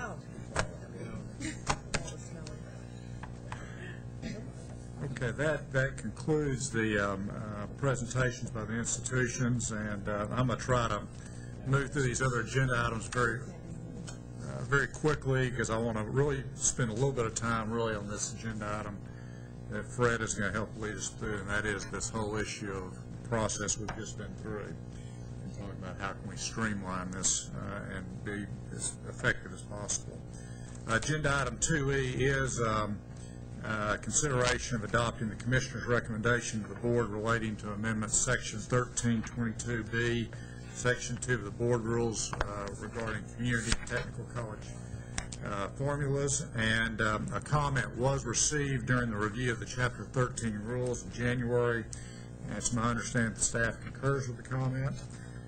However, the rules were posted for review and not for changes. So the change had to be posted for the required 30-day comment period. So I don't think any comments have been received as of this date. And Susan, any other comments or updates on that? No, this is basically getting our rules in line. There was a change in statute, and so we're getting the rules in line with that change. Motion to approve. Motion by Ms. Mendoza, second by Ms. Phillips by a nod of her head. All those in favor indicate by aye, saying aye. Aye. All opposed, nay.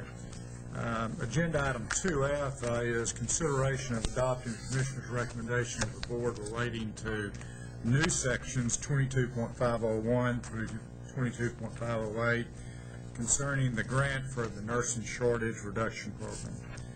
These new sections have been posted for the required 30-day comment period, and copies of these rules were sent to the nursing deans and the Texas Nursing Association. We have received no comments at this point, and Susan can provide us with any additional updates. This program was actually first funded in the 05 session and then again in 07. We didn't know whether it was going to be funded again, or how successful it would be, so we just kind of went with guidelines. Now we're trying to implement some things to put it into rules instead of just the guidelines, and that's what this does. We have worked with the Nursing Association to distribute the money in a more timely fashion, and that's why we have some guidelines about making sure that the information gets to us in a timely manner, and that way we can get the money distributed out to everybody. And that's basically what this rules are going to help us do. So basically, we'll be able to get them out in the first half of this year. That's great. How much was the funding? It went from $6 million the first year to 14, I believe it's 14.9 million this biennium. This biennium. This biennium, yes, the both bienniums. Any other questions? We still tracking progress as to see. Yes, we are. We're just now getting in their thing. We've heard from the institutions that they're using the money. Some of them have actually, because it is based on distributing the money based on graduates, that they are pulling money out of some of the reserves to hire new faculty so that they can see the progress down the road. So, you know, getting the nursing faculty in, you have to have a 13-to-1 ratio, I believe. So it's kind of a high faculty ratio in there. So we're seeing some improvements. Our nursing graduates are going up, but there's a lot of programs aimed at trying to do that. And I'm sure this program will be relooked at again next session. I'm sure it will. So, and I think your comment's very germane in the sense of, again, the whole issue of showing the results of the past programs when we go back into the session. We're just now, the institution to receive awards sent us, starting in December, so we're kind of straggling in at this point, reports on what they did with the money and how they used it and that sort of thing. And then we track, they only get money if they have an increase in the number of nursing graduates. And that's how the money is distributed. So unless they have an increase, they get no more money. So that very definitely ties to the Do accountability the issue. results of those evaluations go back to one of our committees? It hasn't. We can bring it back to this committee if you would like. Is this the appropriate committee for it to go to? I'm just... It would can be go to this one or... Participation success, or I'm just trying to think where it's historically, this is... Yeah, it could go to either one, actually. We should probably take a look at the workload for the committees and make a decision based on an equitable distribution of workload. Okay. Move to approve. Okay, Ms. Mendoza, second. Second. Ms. Phillips, all those in favor indicate by saying aye. Aye. All those opposed, nay. Thank you. Agenda item 2G is consideration of adopting the Commissioner's recommendation to the Board relating to amendments to Chapter 17 of the Board Rules concerning campus planning, and these amendments have been posted for the required 30-day comment period, and no comments have been received. And again, Susan, I'll let you update this. This is really more just an issue of some title issues and approval levels. Right. This is a house cleaning sort of thing. We've had an associate commissioner in the past. We now have a deputy commissioner. We've also added the deputy commissioner for academic planning and policy to sign off when I'm not around on the lower level, entry level of the sign-off process. The name of the division has been changed from campus planning to resource planning. This is a lot of housekeeping type issues in there. These are not really new approval levels. They're just clarification of existing approval levels. We now have two deputy, it was commissioner and deputy commissioner. We now have two deputy commissioners. There's a lot of house cleaning house cleaning type issues in here. Move to approve, Mr. Chairman. Okay, motion by Ms. Mendoza, second. Ms. Phillips, all those in favor indicate by saying aye. Credit, that was the first. All those opposed, nay. Thank you. Agenda item 2H, and I've been moving fast. I do want to take a little bit of time on this, and this is, there's no action required on this, but this is an overview of the formula funding process. And for those of y'all who've been involved in this in the past, you know it's extremely important. There are 3 formula advisory committees that have been put in place, one for 4-year universities, one 2-year, and a 3rd one for the health-related institutions. And I have asked Susan and Gary to provide us with I've been through this a couple of times, I still think I learned something, but a Formula 101 class, because especially for the folks who have not been involved, it is extremely confusing. And I think if you ask anybody to explain the formula, they probably could not do it. Including me. Yeah, including me. So we're trying to take a 20,000-foot look at it so that when we bring this back, I guess it will bring in March, that will be an important meeting for us then to take that to the LBB, obviously, and getting ready for the session. So I can't think of anything more important than funding for these universities. So, Gary, I'm going to ask you to take us to our 20,000-foot look. All right. Okay. First thing, I'm going to try to go through this fairly quickly, and I know you have a copy of the slides, but if you do have a question, please stop me. We're going to look at the process, and then we're going to move into the charges, and those were in your agenda package. And then lastly, Susan and I are going to discuss some of the issues that have come up during the committee process this fall, and some discussions in other forums, but we want to cover those also. The first slide, we're talking about the formula process, but I want to make clear that this is not the entire resources of the institutions that in those 3 sectors. In fact, based on information we have, formula funding makes up in total in all 3 sectors only about 40% of the revenue that they have available for educational operations. And as far as the state funding, if you look at state funding for general and special purposes, it makes up about 50% of the money that's available for educational operations. Next slide. The coordinating board has a responsibility for developing formulas. This is in the education code, and also in each one of the appropriation acts. There has been a writer that has designated the coordinating board to appoint committees to review the formulas and make recommendations to the Governor's Office of Budget and to the Legislative Budget Board. And I just want to make a point that it does say that we are providing those formulas to them, but it's up to them to use our models and our recommendations. Most of the time they have done that. I believe in 1998, Senator Ratliff developed his own model for formulas, and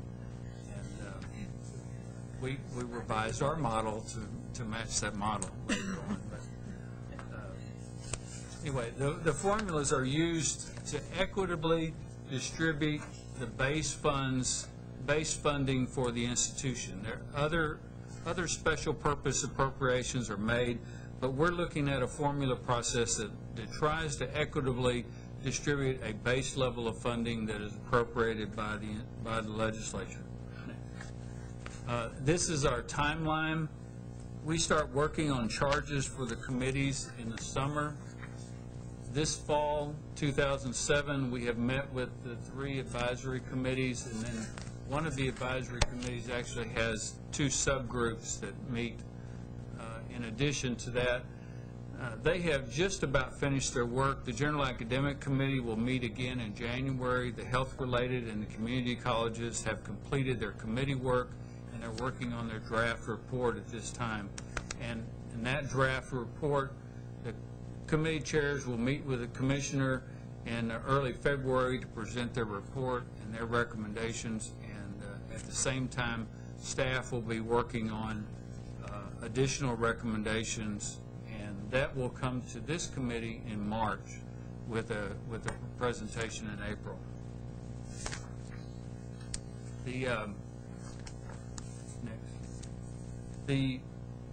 We'll go on to the individual sectors. The community college is the first one I wanted to talk about, and theirs is probably the simplest because their formulas are only related to general revenue, and they really only have one formula that is worked on. And annually we do a cost study with the community colleges. They provide the input as to the cost of delivering their instruction. They have 26 disciplines that we calculate rates on, and those are subject areas that are grouped together and to become a single discipline. And we determine, with the work of the cost study, we determine what the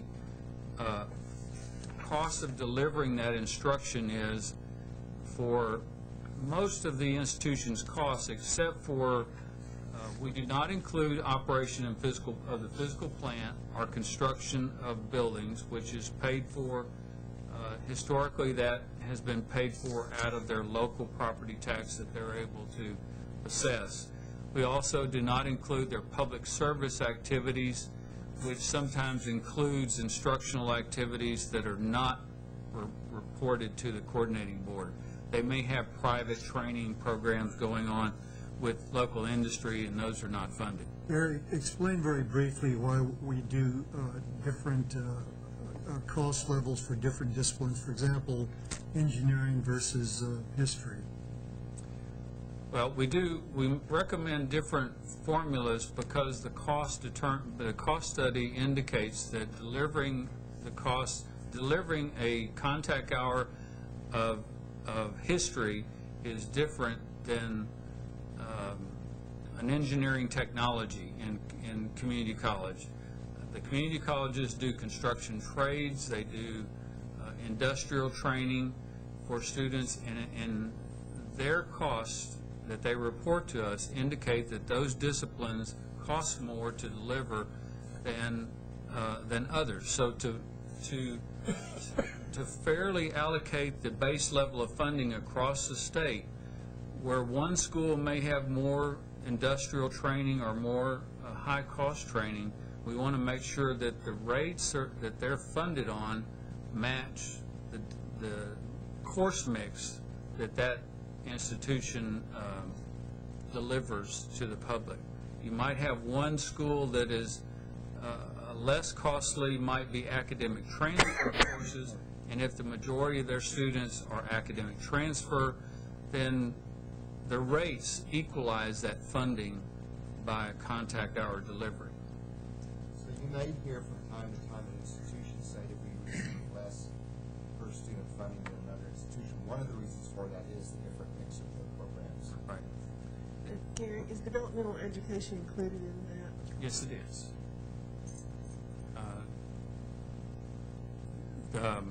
Adult basic education is not included, but once the student has demonstrated their ability to get beyond adult basic education, they're funded for their developmental education hours up to 27 hours per student. That's a cap. That's a cap. That's a cap in statute. And so in figuring out the relative value of a contact hour, do you also include the faculty to student ratio? We do not include, that does get tied in when they report their faculty costs for the contact hours delivered in that discipline.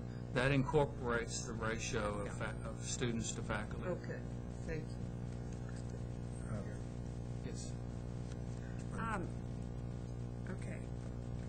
Is the cost information delivered to us and we calculate the formulas here, or are they calculated in part by the institutions?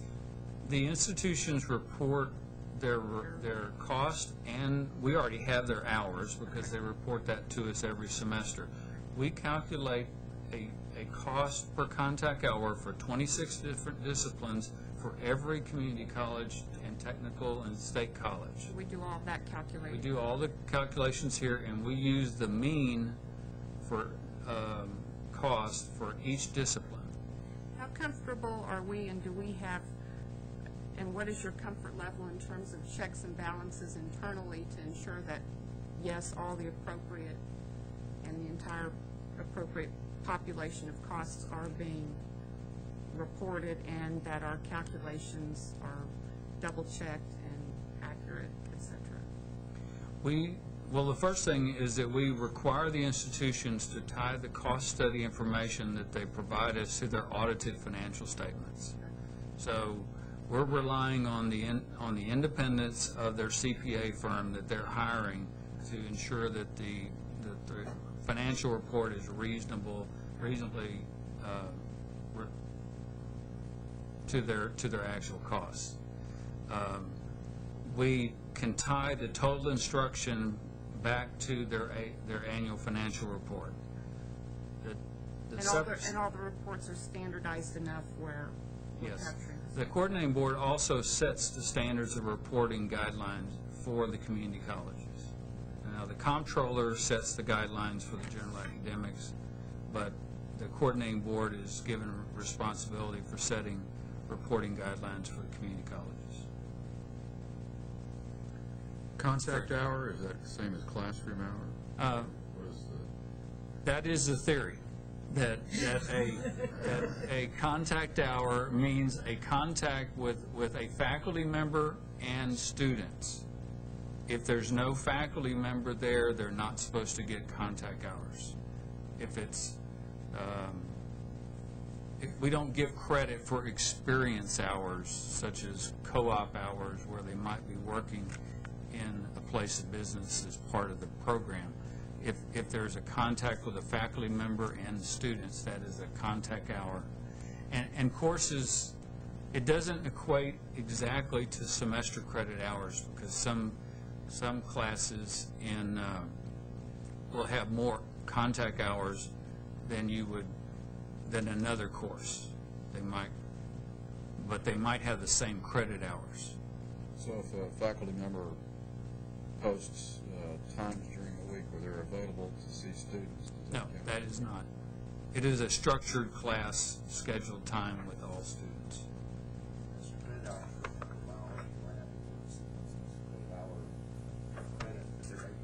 Probably 3 hours. So that would, essentially 3 contact hours. It'd be the same thing in construction trades. They might have time in a lab with students in a carpentry construction class that they might be in the lab 6 hours a week, and that equates to 1 credit hour. So it's the same in industrial training. I don't want to beat this stuff. I'm going back to developmental education. Commissioner, have we had any experience where we have not had sufficient funding for developmental education based upon this cap that we give us 27 hours and community colleges 19? And I just think about the whole need for developmental education. Has that ever been an issue of consistency? No, the issue of the cap is I've never heard any complaints about the cap. I've heard different comments about whether institutions are funded appropriately for developmental education, but that's yeah. what I've heard. And that's one of the things the Community College Committee this time it did look at. In terms of relative weight and those Yes. kind of issues. And their recommendation that's coming forth is some additional weights being added to developmental hours in English and mathematics. My question comes back to a lot of times we think the people who are teaching developmental ed are not the people that are the best people to teach developmental ed. And is that a funding issue and the ability to, all those issues drive out of that? That's what I'm wondering. Well, there are a lot of factors that are involved in that. It is a funding issue to some extent, but it's also a function of most established faculty don't want to teach those kinds of courses. Right. It's a complex of issues. Any other questions on community colleges? I'm going to move on to the universities. You thought this was going to be a quick presentation. Trying. But everybody's learning. Okay. The next group of formulas, this is kind of a hybrid. This is the Lamar State and TSTC, or Texas State Technical College. They have two formulas. They do not have a tax base to draw their funds on for fiscal plan operations, so they use two formulas. They use the instruction and operation formula that is developed with the community colleges, so they're a part of the cost study and they're a part of that formula recommendation. We also do an allocation of space support or infrastructure support for the general academics, and the TSTC and Lamar colleges receive that funding also. As part of that, they also receive if they have fewer than 5,000 students at their campus, they receive a small school supplement that is actually equal to 50% of the small school supplement that the general academic institutions that are under 5,000 receive. The university formula, if we can move on to there, they have two formulas and two supplements. The formulas they have is the instruction and operation formula, which provides on a semester credit hour basis, not a contact hour basis, a funding amount for operations. And what this is supposed to cover is their faculty salaries, departmental operating expenses, library, instructional administration, student services, and institutional support. And then the second formula they receive is the infrastructure support. The two supplements that they receive, the first is a teaching experience supplement, where if a undergraduate class is taught by a tenured track or tenured faculty, then they receive 10% additional funding for that credit hour, or weighted credit hour.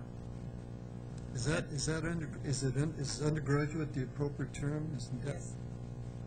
It's not lower division. It's not lower division. It's lower and upper division undergraduate. They also qualify for the small institution supplement of $750,000 a year if they have fewer than 5,000 students in the fall semester. Any questions about that? The only difference between this formula and the community colleges is that this is a semester credit hour formula, and based on the cost study that we get, we come up with a weighted matrix. If you haven't heard that term, it means that and we go from anywhere from a weight of 1.0 for liberal arts, lower division, up to 20, index of 20 to some of the PhDs programs. So it's depending on what level it's taught at and what discipline it's in, it gets a different weighted factor or rate for that semester credit hour. Harry, will you or Susan just comment on the cost study and the phase-in? I think that's, again, important for people to understand. It's just about over. We're at the end of the phase-in. Thank you. That was a major change. Yes, that was in, I think, the 01 session. We were charged with developing a cost-based, as Gary mentioned earlier, in '99, Senator Ratliff came up with his own formulas, which was this matrix. It was not based, it was based on what he was told. It was not tied to the annual financial reports and all that. So what we did, or what the coordinating board did, is develop with the institutions, they developed what they call a cost matrix. We started collecting the cost information or the expenditure information from all the institutions. We do a 3-year rolling average of all the costs. It made a significant change in the weights for each of some of the disciplines. Nursing, allied health, and engineering were the 3 biggies that took a hit in the cost matrix. to account for that, they recommend, the committee recommended, and what was adopted was that the first year, or the first biennium, the weights would be based on 50% cost matrix, 50% Ratliff matrix, old matrix. I don't know that there's ever been a really good name for it, but the old matrix, the current matrix. The next biennium, which was the 08-09 biennium, 08-09. They use 75% cost matrix, 25% old matrix, and then this for the 10 and 11 biennium will be 100% cost matrix. So The recommendation will be 100%. The recommendation will be 100% cost matrix. You'll hear a lot of the old matrix, new matrix still, and the nursing loss going to the new matrix, or to the cost matrix, and you will still hear about that. It's still up, I mean, there's been a lot of discussion about that over the last years, couple of years. And we had a lot of discussion about this fall in the Yes, in the committee. there's been a lot of discussion about that. Thank you.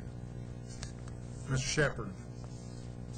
Especially for the new folks, we realize when we go through all this work and come up with a formula, they never find 100% of the formula. Oh, yeah. That's it.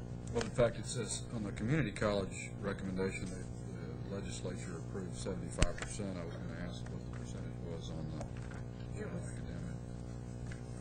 I think it's in there. I have it. It's in the presentation. I have it in the presentation. It's 88% of the coordinating board recommendation. Yeah, of our recommendation. Chairman, Yes. space utilization was in the formula somewhere. Is that the old formula? It's actually part of the infrastructure formula, which is different than the matrix these guys. total. Okay. I know at one point they were looking at how to better measure that to encourage, for example, night courses and weekend courses. Has any of that been taken into It is account? actually does not include the space utilization. Okay. I thought that was in this, okay. It's in one of the charges, but they use what we call the predicted space, which is the amount of space that we have a complex matrix that says this is how much space an institution of this size with this program mix and the amount of research that they do, this is how much space they should need. UT San Antonio, for example, doesn't have nearly that much space. So But I when thought we there look was at some space deficit. consideration to when it and how much it was used, not just the square footage, but the fact that they go, unused at night and on weekends. That's classroom utilization, and it's Classroom not utilization, part that's of what the, it was. that is not part of the formulas currently. Okay. Is there any talk about that? And We've been in discussions about how to calculate that better. Right now, what we get reported from the institutions does not include a lot of the uses for classrooms. Like if they have, training for an industry or something like that, because that's 100% paid for by a company, they don't report those to us. So even though they're using the classrooms, they're not reported. And a large, I read that all 156 may have a classroom with 17 students. Which is not efficient. exactly, all those issues. Rooms that aren't always used for classrooms. Right, you have meeting rooms that are sometimes. Susan, though, I think I know where Elaine's coming from. I don't want to swerve off into this conversation. It could take up 2 days. But haven't some institutions, you probably know this as well, as tuition has risen, they have looked at the utilization. Haven't they tried to, I hate to use the word force, but encourage students to take classes Yeah, at they their have. times to increase their utilization? It's not only the students, but the professors. I think that may be that may be the bigger issue right there. That's the I issue. thought there was some. There is, and institutions are doing that because they are funded on predicted need. If they are more efficient than that predicted need, they actually get more. They get the money for the predicted, so they have a built-in incentive to utilize their classrooms more. Well, it can't be that much because there's a lot of classrooms that lay dormant at night. There is, and efficiency is a genuine issue, but institutions are moving to look at, I think, creative solutions to these issues. We have some institutions, for example, that have intersessions where you can take an intensive course during the 1 or 2 week period between semesters and get course credit. There are institutions that are looking at ways to encourage more students to go to school in summer. So they're aware of this issue. It's cut their tuition by half in the summer. Yeah. We also have, I was just at Prairie View A&M for a OCR meeting, and they have a ed leadership program that is offered on Fridays and Saturdays for their students, you know. So there's starting to get into more of that. But we need to facilitate that as much as we can, I would imagine. There are a couple things to note. There is a measure in the accountability system that relates directly to that. And also, if you remember on your briefing, you said putting more guidelines for classroom hours a week. So that's something you can directly address. Which is often not met on the It is actually only met by 2 universities meet the classroom standard, and I think there's about 7 that meet the lab standard. I think, Elaine, that will fold in back exactly to our next agenda item, because I think one of the issues in terms of how we're beginning to reassess how do we look at projects, one of those priorities I would recommend would be, are the current standards we're looking at today, are those the right standards? And are we looking at them correctly and all those issues? And so that'll obviously be one that, if we create a subgroup to begin looking at that, would obviously pick that up. Great, thank you. And so keep that thought, because we'll be coming back to that. There's a related issue that I don't think has been fully addressed yet, which is distance learning. Yes. And when those students take classes all through distance learning, right now they're in the space model, and that the needs aren't the same. So that's something we have to address as well as There's a different I was going to ask about that. for technology and that sort of thing. Classroom utilization. Okay. Thank you. Well, if we could move on to the last sector, health-related formulas. This is probably the most complicated of the 3 sectors. They have 5 formulas. They have instruction and operations. They have infrastructure. They also have a formula for research enhancement, graduate medical education, and then 2 of the institutions have mission-specific funding, which I won't get into the particulars, but if you have a couple of hours, we could sit down and talk about each one of those formulas and how difficult they are to understand. But Just general overall questions from a philosophical point of view. I think it's probably 50,000-foot level. Are these formulas, are they in some part geared so that it is incenting them to move towards closing the gaps, doing the things that we need to have done? Or is this really a look down on, this is what they're doing, this is what they need? That's going to be depending on the formula. For the health-related institutions, for example, this research enhancement. Right, I see that as a it's directly related because it includes I can't remember, that changes. It's a base amount plus a percentage of their research expenditure. Sure. At 1.7%. Okay, 1.7% of their research expenditure. So that is directly tied to Absolutely. closing the gaps. I'm really at the university formula. At the university formula, it is a allocation of pretty much of space. Yeah. This is to cover, it is used to cover the base amount of funding. Right. The weight that is given is kind of a backed into number because the legislature appropriates however much they're going to appropriate, and then we take the weighted semester credit hours and back into it. That is actually something, I guess if that's your last slide, we'll kind of move right into. Well, you have the information on the rest of the slides. This just gives you a background of what the 0809 amounts that they receive, and we don't need to go through those. You can look on your handout from there. Just wanted to make a comment, though, is the base year changes for the 06-07 year and the 08-09 year. There was very little increase in enrollment in On contact hours, the community colleges had a 1% decrease in contact hours. The TSTC and Lamar sector had a 9% decrease in contact hours.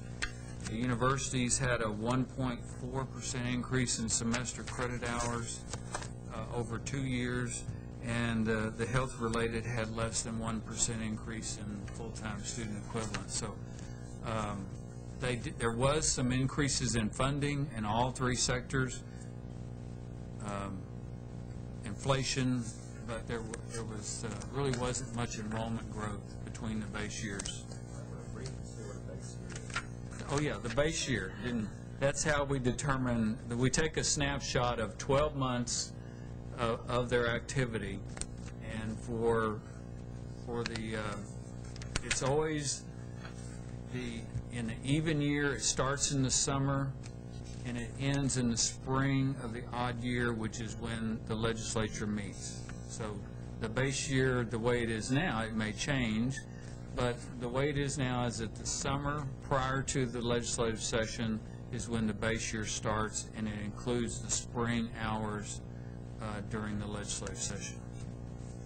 And one of the reasons Gary said that may change is we are looking at doing some things a little differently in the formulas, and this gets back to Mendoza's question about how do they tie to closing the gaps.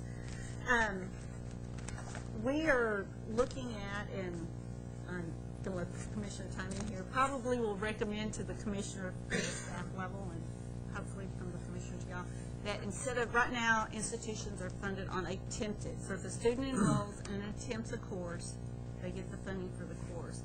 We're looking at funding on the number of students that they still have in the course at the end of the semester. Okay, everybody on this? Okay, we don't have any institutions out there. Okay. University of North Texas. Oh, yeah, UNT just popped out here. That, it will be, we've run some numbers, we're looking at it. We're also looking at the teaching supplement, which is where they get this 10% bump if you fund on having a tenure track faculty member in any undergraduate class, and taking that 10% and converting that to success funding. So they would get funded when a student graduates. They would get extra funding, this kind of goes back to our incentive funding, where they would get funded based on a bump on critical fields and a bump on those at-risk students that they go ahead and get on out of the pipeline. So those are some of the changes that we're looking at. We're also looking at maybe adding, because some of the completion rates are not the same at all institutions, those are students that are still in the course at the end of the semester, maybe looking at some way of developing a formula to enhance student services for those students. And that's one of the things that we're just now starting to look at. But these are some of the things we're discussing, and you'll be seeing in March, which would be dramatically different from what you just heard. So those two are really directly that ties it more to the success goal. Absolutely. In terms of getting through students in a more timely fashion, encourage people to stay in class when possible, and for schools to graduate folks in a more timely fashion. The other concern I have really goes back to Elaine's question about are we correctly incenting with this formula funding, is that right, wrong, or indifferent, I don't know if it becomes a self-fulfilling prophecy, but lower division students are penalized. Theoretically, they should have a lower cost. They probably have some graduate assistant teaching them in a class of 300, but I know for a fact when we tried to get a four-year university in Corpus Christi, and this is happening in other communities, that was one of the problems, was that adding those freshmen and sophomore hours was going to be a lower formula funding result, and it made it difficult to expand into a more effective, comprehensive university. So it also discourages particularly larger universities in terms of, in my opinion, increasing freshman and sophomore enrollment. Fred, based on the transition that we've had, one of the things that we've looked at is in the general academic, especially the matrix is compressing. And when when we start looking at costs. So there's not as much spread between lower division liberal arts as to the doctoral level hours as we transition from the old matrix to a cost-based matrix. Well, this current matrix is a 9.94 to 1. That is still quite a bit less than it was. That's less than it was. So based on the costs that are being recorded each year, the spread in funding is coming down. And if the rate goes up, then the lower division will see that in additional funding. If Neil were here, I'd have to point out the fact that the multiple on a master's in agriculture or engineering is nearly double that of a law.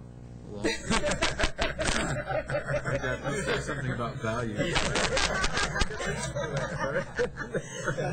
I'll let you talk to him about that. You should email him after this. Maybe he's listening. Yes. Just another quick question. How are we taking into account the future trends to include distance learning, but also at our meeting in October, our conference in October, we had that super presentation about classroom sizes and new methods of delivering information and instruction. How are we, the auditorium filled with people is obviously not the way to go, as data and research is starting to show. And is there any way to think about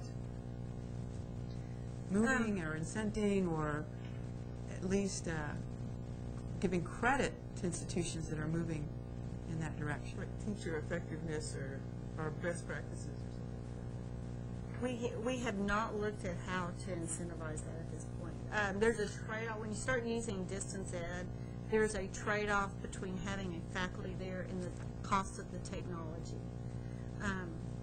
And the startup costs are really significant. Really add. Sure. There's not a cost savings at the beginning at all. But the other piece is this whole new method. The mix. Yeah.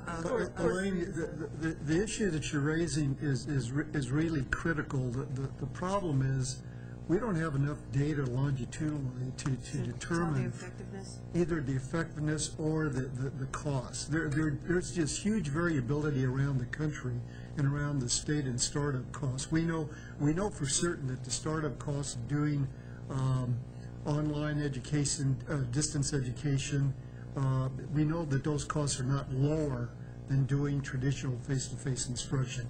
Over the long run, there are some institutions around the country that realize cost savings, but there are other institutions that have found that faculty actually spend more time doing distance education, online courses, than they do in conventional instruction. So I think probably the smartest thing to do is to monitor the situation, to do studies both in the state and nationally about this. This is something that we've talked about in terms of our research center, but it's probably too soon to be able to really fix costs accurately. And what about those classrooms, the traditional style, but different? Yeah. Where you have, the 60 kids that are at 10 round tables that we learned about. That was most the of the redesign courses and that sort of thing. Well, the whole redesign of the classroom configuration and things like that. We do have what are called course redesign projects. Sure. We're working on Carroll Creek, and there's an evaluation built in that. So part of the reason for that is to build a manuscript. To get some information. Who was the gentleman that gave that presentation to us? It's from North Carolina State. North Carolina State. Yeah. Robert Beckner. Mary's always. I just remembered, it's Robert Beckner. I'm just kidding, but it was fascinating stuff. There's some overlap plus some of the course redesign projects in other states, like Texas, so we really need to think about how to incorporate that into this. And one time we had a group of the libraries, the real change is the libraries and storage. This isn't just electronics, it's institutions got together and said, what really are the standards in terms of libraries, we're going to do that. Just allowing for new information and new data. Come into it. Yeah. Shepherd, went just from 50,000 feet. I can tell you that a lot of people, if they're in the audience or they're listening on the internet, get very nervous when we start talking about this. And what's happened from a historical perspective is they have always come down at the end on the side of we're better off with the devil we know than the devil we don't know. But having said that, I think it's a very good time for us to have the discussion, especially on an ongoing basis, because it is going to be talked about, and you are going to see study committees look at it in the future. Yeah, Gary's one of the 5 people in the state that actually understands the formula. They're not It's 2 out of 3, maybe. But all the issues, Elaine, that you're bringing up and others certainly need to be looked at. But I can tell you, people get very, very concerned. That's a piece that hasn't been talked about. Susan, you haven't talked about how the committees can receive this recommendation at this point. The advisory committee? Yes. Yeah. Yes, we presented information on how the funding would change to each of the institutions on the current year, what they received for the 08-09 biennium, based on attempted semester credit hours and the teaching supplement versus funded on completion and on success. And Did it also include critical field and that rest too? yes, it included all those weights. Not happy, I think sums that up pretty well. Not impressed. They don't want to change. We looked at, we presented it including adding additional funding to the formula to make sure that those institutions they would take a hit and they wouldn't get hurt this way, kind of add money to the formula to fund on the completions. We talked about some of the things. There is a bill that was passed this last session that would allow no more than 6 drops.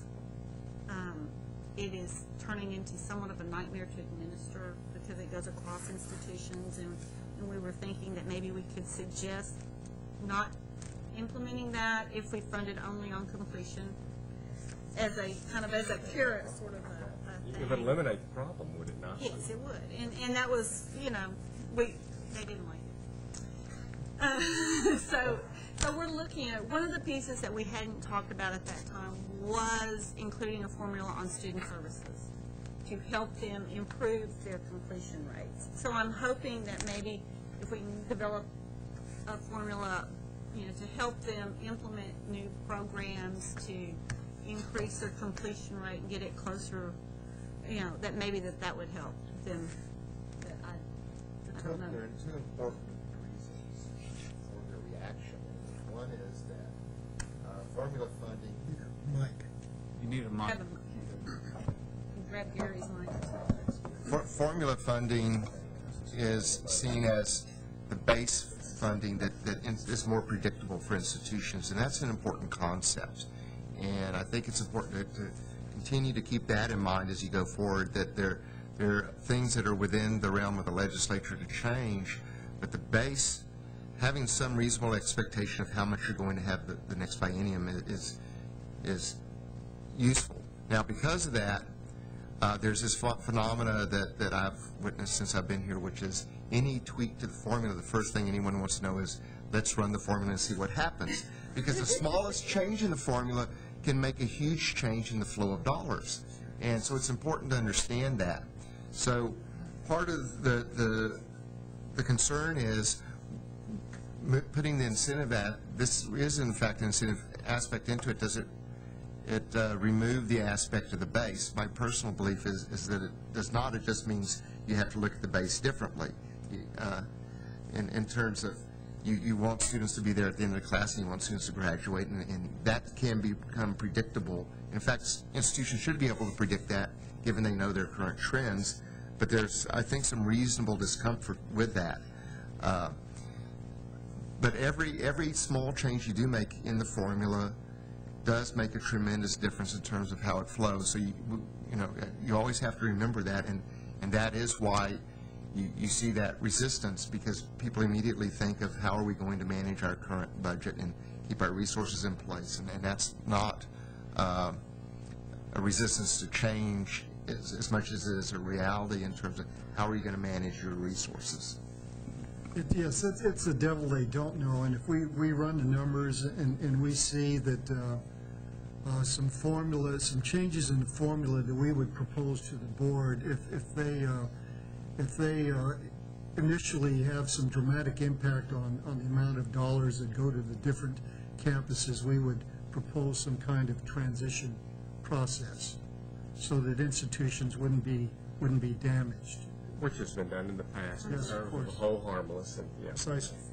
Maybe if we work on our terminology and call it cost plus or something, so they see it as a value-added thing, which it will be to the whole process. Why don't I ask the course redesign people who come through my committee to collaborate with you all, or at least to think about as they're working on their the projects, what effect this might have on funding. Yeah, that would be very helpful. We also actually have been working very closely with Joe, and one of the staff members I have who works on the evaluation process, she's been including in all the RFPs that go out now, she includes an evaluation process, which includes collecting the cost that goes along with it. Okay, good. So that we're trying to tie all of that in together. As usual, Susan is way ahead of all. And I think it's important to just not keep the course redesign vis-a-vis the distance learning, et cetera, but also the delivery method that we learned about at our conference. And we have a lot of, one of the ways that they code what they already submit to us for classroom is whether it's a face-to-face class. What we're looking at right now is because a lot of the courses that are being offered are what they call mixed. So they'll meet face-to-face on Monday, and then they have an interactive component to them. I don't know that we have very good information on that at this point, and so we're trying to kind of structure something where we can collect that better. Ms. Shepherd. Mr. Chairman, the one point I want to make, and this is a huge fundamental change in the way we do our business, and it comes from the commissioner on down. In all of these deliberations, we have been very transparent with all the institutions of what we're doing here.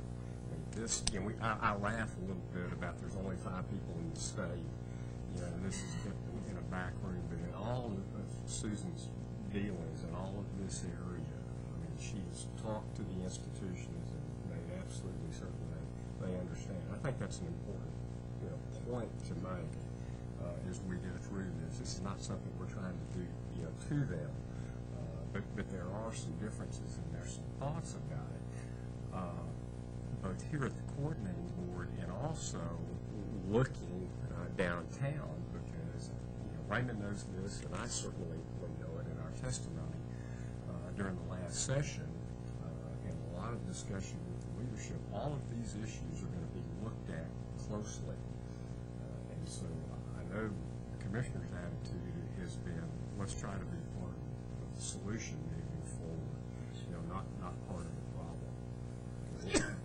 This may be the first of many, many discussions that we have along these lines. Do you agree with that? Absolutely, yes. That was one of the reasons we went ahead and ran numbers and showed it to the Formula Advisory Committee at their last meeting to, the response was relatively predictable. But we wanted to make sure that they knew that we were talking about it and that we were looking at this so that we didn't come up at the, all of a sudden at the last meeting go, oh, by the way, So they're aware that we're looking at it and talking about it and that sort of thing. It's also important to note that members of the committee have the opportunity to bring up alternatives and to ask staff to do additional analyses, to take different approaches and different solutions. And so it's not just staff directed. They have the opportunity to take things in a different course if they want. I've been really impressed since I've been on the board with how often you all, go to the institutions and say, if we want to affect this change, y'all tell us what's the best way to do it. And I think this is no different. You're doing the same thing with that process. And that's really the purpose of the discussion today. I don't want to cut it off, but I will say the purpose of today was to generate this type of conversation, because these recommendations of the committees will be coming back to us next committee meeting. And I think that it gets us all thinking about these issues, and I want to make sure that we get those recommendations back out to the committee plenty of time for us all to think about them, give feedback back to Susan, because I'd rather see us giving that feedback to her prior to even to our committee session, so we can work some of that in. So I don't know what the timing is on finalizing the committee recommendations, but I think all our focus is on the right thing. I think Wayne said it well, and that is the whole issue of how do we drive out a process to be more effective at the end game, and that's closing the gap. So and I'll make the offer because it is a very complicated issue. If any of y'all want to call or come see us, or us to come see you to talk about them and get further understanding, we'll be glad to do that. Gary or I, either one would be glad to meet with you individually to kind of step through all the details if you want it. Because it took me a couple of years before I really understood what was going on here at all. And I work with it a lot, so it's complicated quickly. any other questions or comments? Even though we could probably go on for hours. Okay, there is no action required on this. There will be, obviously, at the next meeting. I'd like to move on to agenda item 2I, and let me just try to set the context for this, and I'm going to let Fred lead us through this discussion. In our last meeting, we had a conversation about going back and rediscussing the whole approval process for capital projects, and are we being effective for the institutions? Are we using their time wisely? Are we using the time of our staff wisely? Are we adding value to the process? Those are a lot of questions we've asked ourselves. And I know that, in September and October of 2003, the standards were reviewed. July of 2004, the standards as shown in Chapter 17 were approved, and we've got to go back and look at those same standards next meeting. So this whole conversation ties in well with it. And Fred and I, on a one-off, have really been talking about this, and I've talked to Fred a lot, really, because of his construction experience. And I've asked him if he would be willing to, and I don't know what the proper term is, Bill, I don't know if it's a working group but a subgroup for Fred to have that up to start talking about, all these issues. Are the standards we're looking at right now meaningful? Are they as when we originally established them? How do they tie in with closing the gaps? Should we go to a consent calendar? All these issues, and Bob Shepard's been here the longest. He's been through this gyration. For those of y'all who weren't on here, these meetings, these strategic planning meetings used to take 2 days? Good. Or could take 2 days where you just had presentation after presentation. So the good news, it has been streamlined. It's been streamlined the 3 or 4 years I've been on the board, but it's not just streamlined, but just are we being most effective, and are we looking at the right thing? So, Fred, I'm going to let you kind of take that off. I'm going to run out real quick. I've got a quick emergency family call, and then I'll be right back. All right. As Whit said, I think we've had some discussions about reviewing the processes and how, not only how we do it, but the criteria on which we base our judgments. To put it in context, Gary prepared some information. Does everybody have this in their packets? Okay. This can be emailed to everybody on the committee, but sure. I noticed that it differed from the first email of the 2007. We found we had October in the wrong year, so okay. Somebody realized what the fiscal year really was? Well, it gets difficult between fiscal year and board years. Well, the information that will be handed out will just kind of put in context how many projects a year this committee reviews? How many go on to the board for board-level approval versus how many are approved by this committee? How many are approved by the commissioner or the deputy commissioner? And also the dollars involved on a yearly basis, and then the percentage that come back for reapproval, which, as you'll see in a minute, kind of spiked in the previous fiscal year. Almost, I think it was nearly a quarter or right at a quarter of all projects came back for reapproval. 60% of the value of the total projects was in the reapprovals. The dollars represented were much higher. So it kind of puts in context how much we handle and what the trend has been, and is just sort of the background for considering how can we make this process more efficient but not less valuable. In other words, you know, I think historically there was a time when the coordinating board was looked at as an obstacle, a deterrent to progress on some projects. And in more recent years, I think Whit made the comment that in the 3-4 years he's been on this board, he didn't remember not approving, you know, that everything he's seen has been approved. There have been a lot of good questions about, you know, how do we tie this more closely to closing the gaps. One thing, you know, that I think would help our discussion is if you pull out one of the sheets we looked at today. I don't want to pick on anybody in particular, but let's just take the first one, which was UTMD Anderson's deal.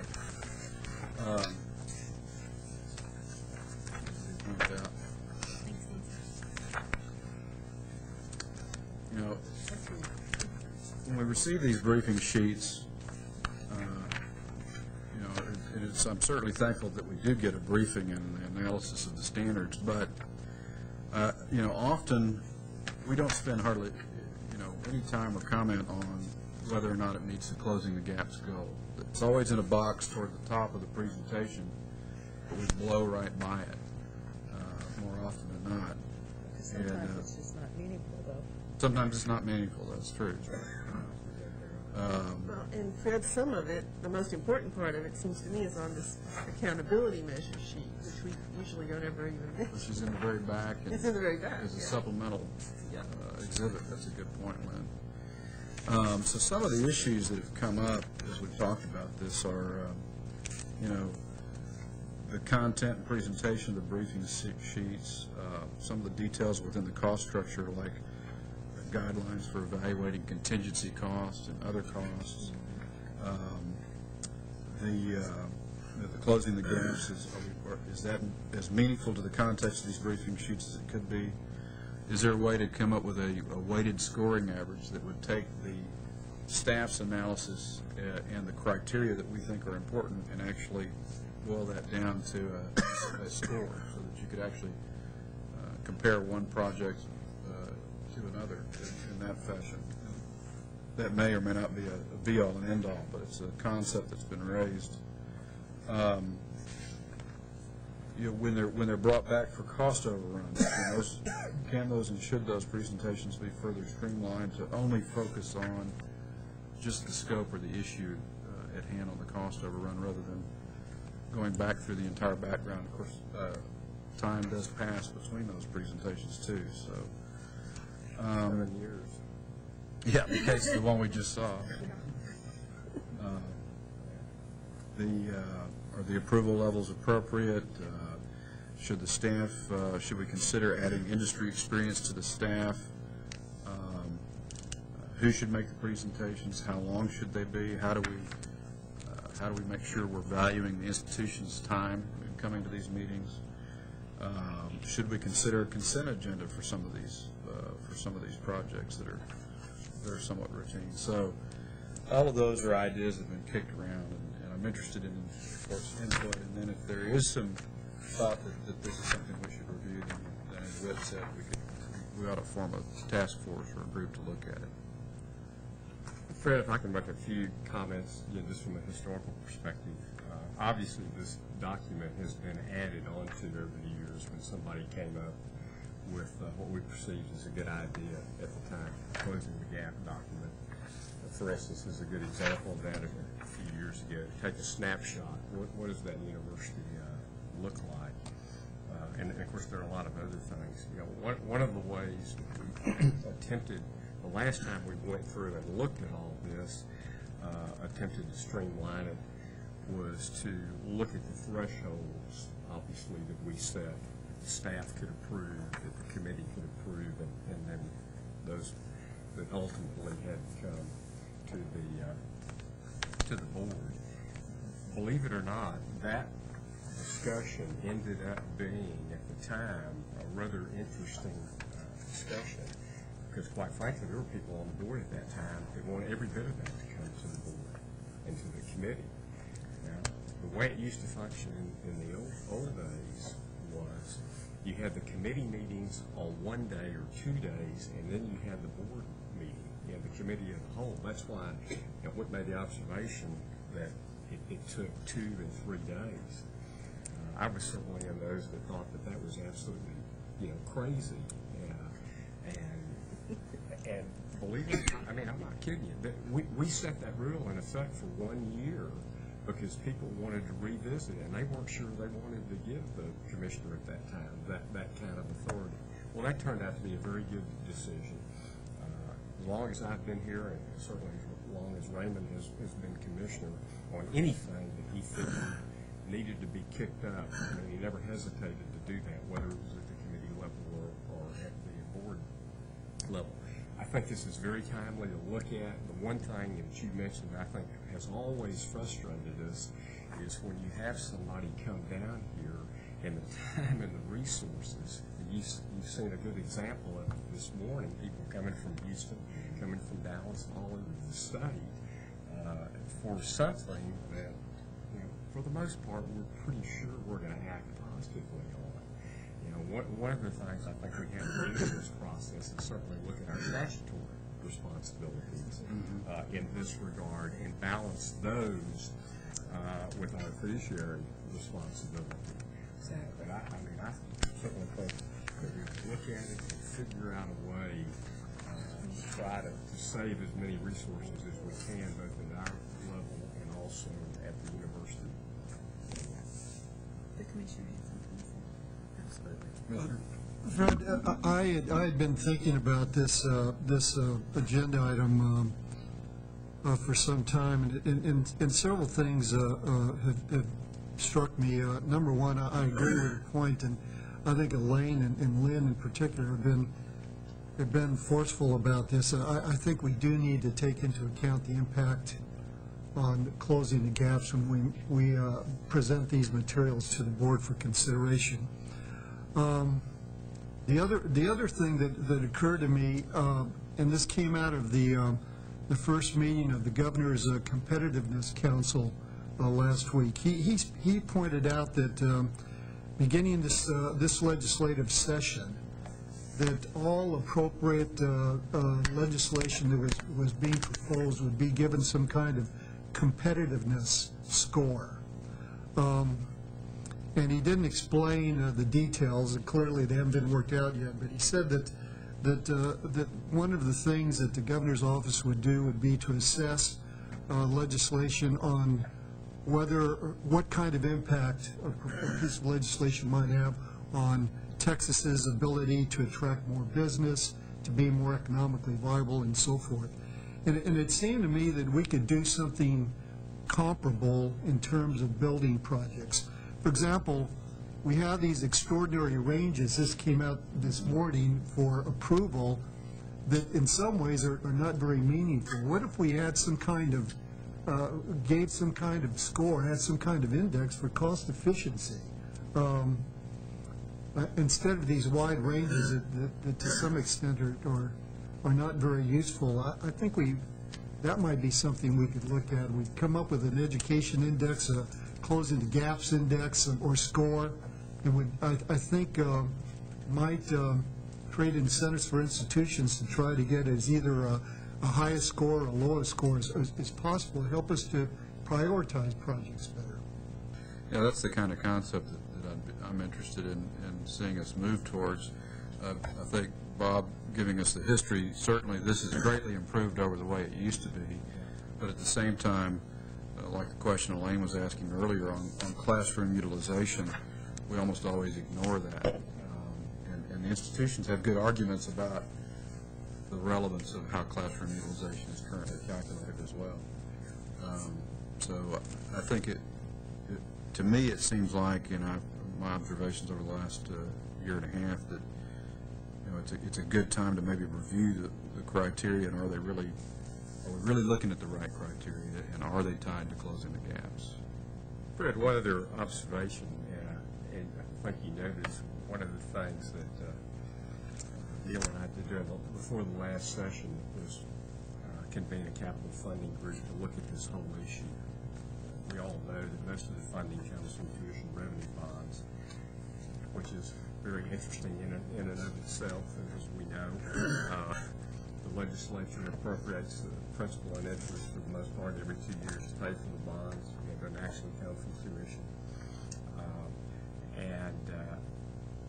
Had extensive talks with the leadership and others about it. There were too many other things going on in the last session to move it forward. Had some discussion for both Raymond and Wood about this, which could, if they were to look at it, could fundamentally change all of this, and that would be to go to some sort of bonding capacity, if you will, for higher ed in the state of Texas. You have to go to the voters, obviously, but you'd be looking at some sort of rotating fund of $10, $20 billion, and kind of, I don't know if it would get us out of this, but potentially it might. And the questions that were asked of us at the last session is how you would feel about that. And we said, look, if you can do something in a better way, we could care less who does it. But that will somehow play around the edges of what we're going to do here, and I think you're going to hear a lot more about it. Well, in fact, that's one of the next agenda item that Whit's going to talk about. That's one of the remaining priorities for this committee to decide what's our focus on that. And there is an interrelation, how making available long-term funding, and therefore expediting long-term campus planning, and more common sense market-based financing for projects will probably impact how these projects are brought to us. I don't know that it would change I'm assuming it wouldn't change our statutory responsibility to review and approve them. But yeah, not in the near term, certainly. But it ought to expedite how they're, how an institution is able to plan for the long run and long-term campus growth. Which they can't do today. Which they can't do today. So, as we go through these 5 basic criteria that we've got, when a standard isn't met, the institutions do nearly always do a good job of addressing it, having an explanation that they give to the staff in order for the staff to come up with their recommendation. But like Raymond said, the cost ranges are so broad. I mean, you can drive almost any truck or project right through them. Efficiencies, I'm not sure I understand the concept behind the formula, but do we have the right benchmarks for efficiency, especially given some of the developments like Elaine was bringing up in terms of classroom design? How would that affect efficiency? Deferred I think maintenance. part of that deals with the creativity of what some of the institutions are doing today. A decent example of that is the University of Dallas. They came to us with a new living facility. It doesn't have any kitchens in it. That's a little different than we've seen before. I know San Antonio has done something. It's just not a real cookie-cutter approach. You'll seem to see one thing over and over again for a while, and then somebody else will come up. And for the most part, a very good idea that says, hey, why don't we try to do it like this? And then all of a sudden, you look at this range and it just doesn't fit. But they're not doing exactly the same thing either. Somewhere along the line, that probably got to put in the mix. We should have a process that encourages rather than discourages this kind of creative innovation.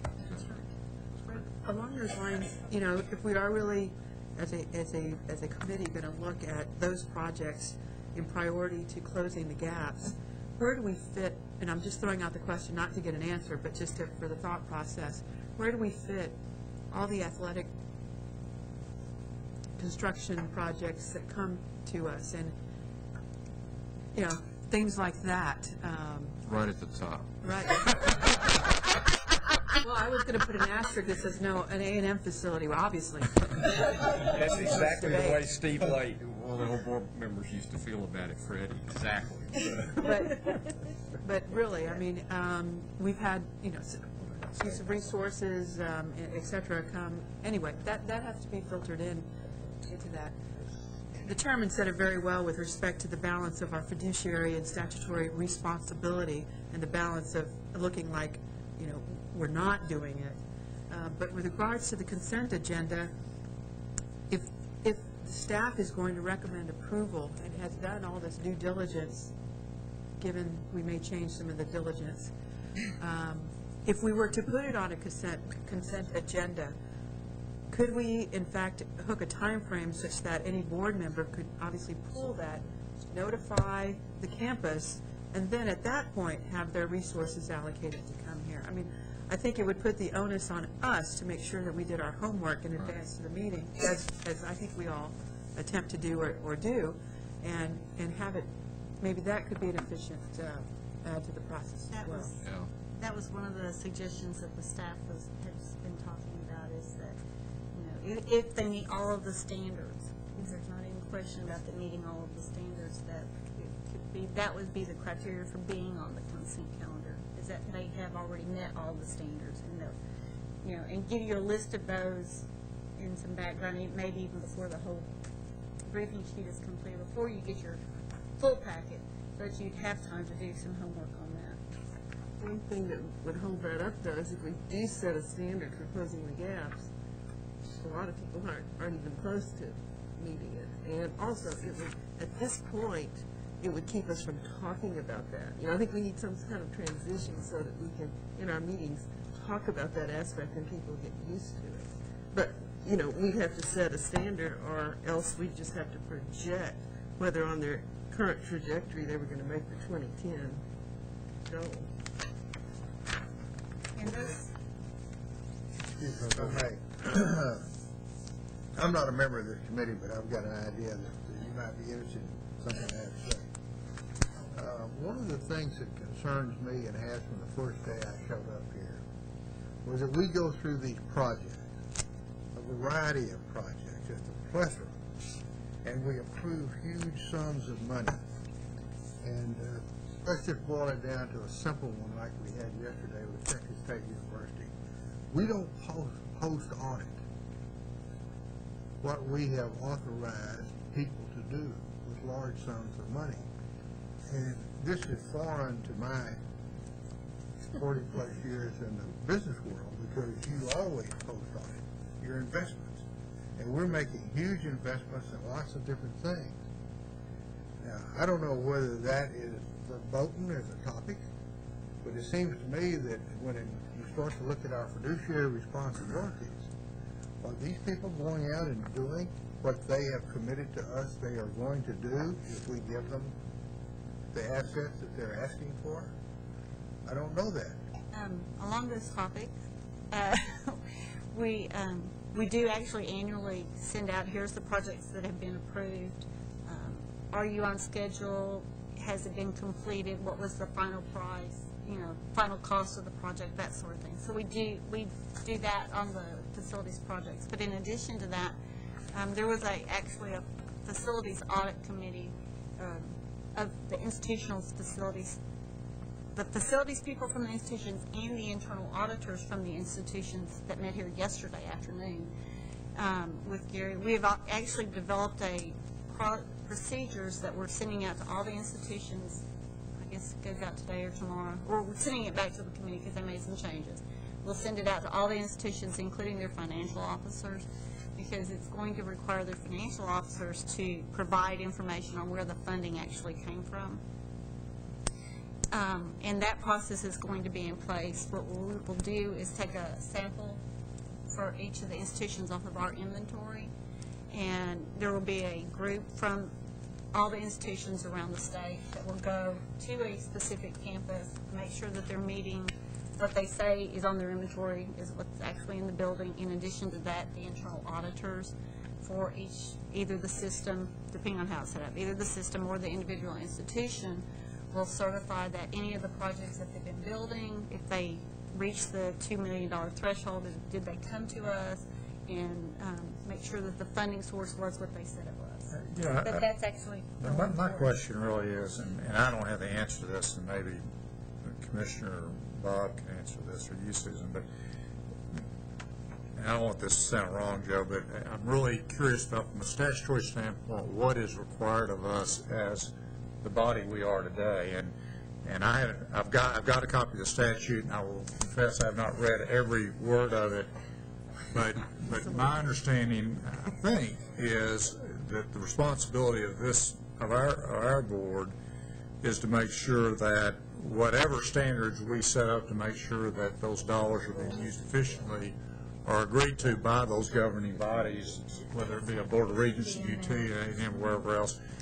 And that once that is done, and we've provided that approval and it says it's going to be done, it's kind of always been my understanding that then that falls back within the perspective of that governing Board of Regents. Now, I may be wrong about that, Bob. I mean, that's always how I've kind of, now whether that's, I'm trying to look at what are we asked to be done from a statutory standpoint. And so, key thing is I think we can have major impact in making sure we look at the front end of the project, how that money's being utilized, that it's being spent from a standpoint of, you know, efficiencies and standards for the best use of the taxpayers.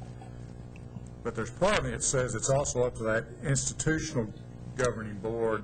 It's their responsibilities that once they have those dollars, to make sure those dollars are being allocated in an appropriate manner, and that those internal controls are set up there. Now, that's not a cop-out, but that's just the way I've always understood it. Is that accurate? I think it is. Yes. And actually, I think that's accurate up to the point. I'm taking it to the next step. And that has to do with the financial impact of the decision. And of course, where I came from, everything was based on DCFs and NPVs and all the financial analysis. And if you committed that you were going to spend $20 million to build a unit in a refinery, and that was going to generate so many dollars, what's the DCF, what's the financial effect on the entity? And then who's going to be accountable? And there were a 3-year period. You didn't audit anything for 3 years, but then you went back in and you said, okay, here's the proposal, here's what you said you were going to do, and this is the return you said you were going to get. Now, did you do it? Now, all the time that you're doing this, you have to remember that the sword of Damocles is hanging over your head, and that way. And if you didn't do it, your replacement probably would. Now, I recognize that's very different than what we're talking about here. But my point is that you pay attention to these things, because no matter how you look at it, we're still investing huge sums of money to accomplish some goal. And I thought yesterday was interesting because, okay, the question came up, how many PhDs are you going to have? They've got 8 now. I think they've committed to, or 6 or something. And they were saying, well, we'll have X number, whatever that is, and so forth. And this is oversimplification. But somewhere down the road, 3 years from now, you say, how many do you have? And go in and find out. Go in and find out either, I don't know whether we do it, or whether somebody within Texas State University does it, or somebody from the state auditors do it. But it seems to me that we need to have a tighter grip on how all this works. Just in reference to that one, just so you know, that beginning about 3.5 years ago, the board put in place a policy by which programs that have approved doctors need to report 3 years later in terms of did they do what they said they would do.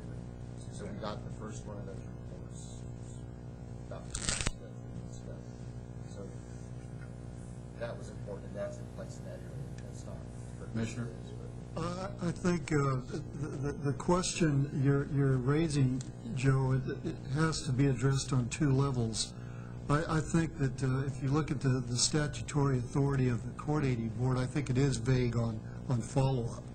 But at the same time, we have a general mission of making certain that the resources of the state that are used for higher education are used efficiently and effectively and in the best interest of the people of Texas, and that clearly carries some kind of fiduciary responsibility.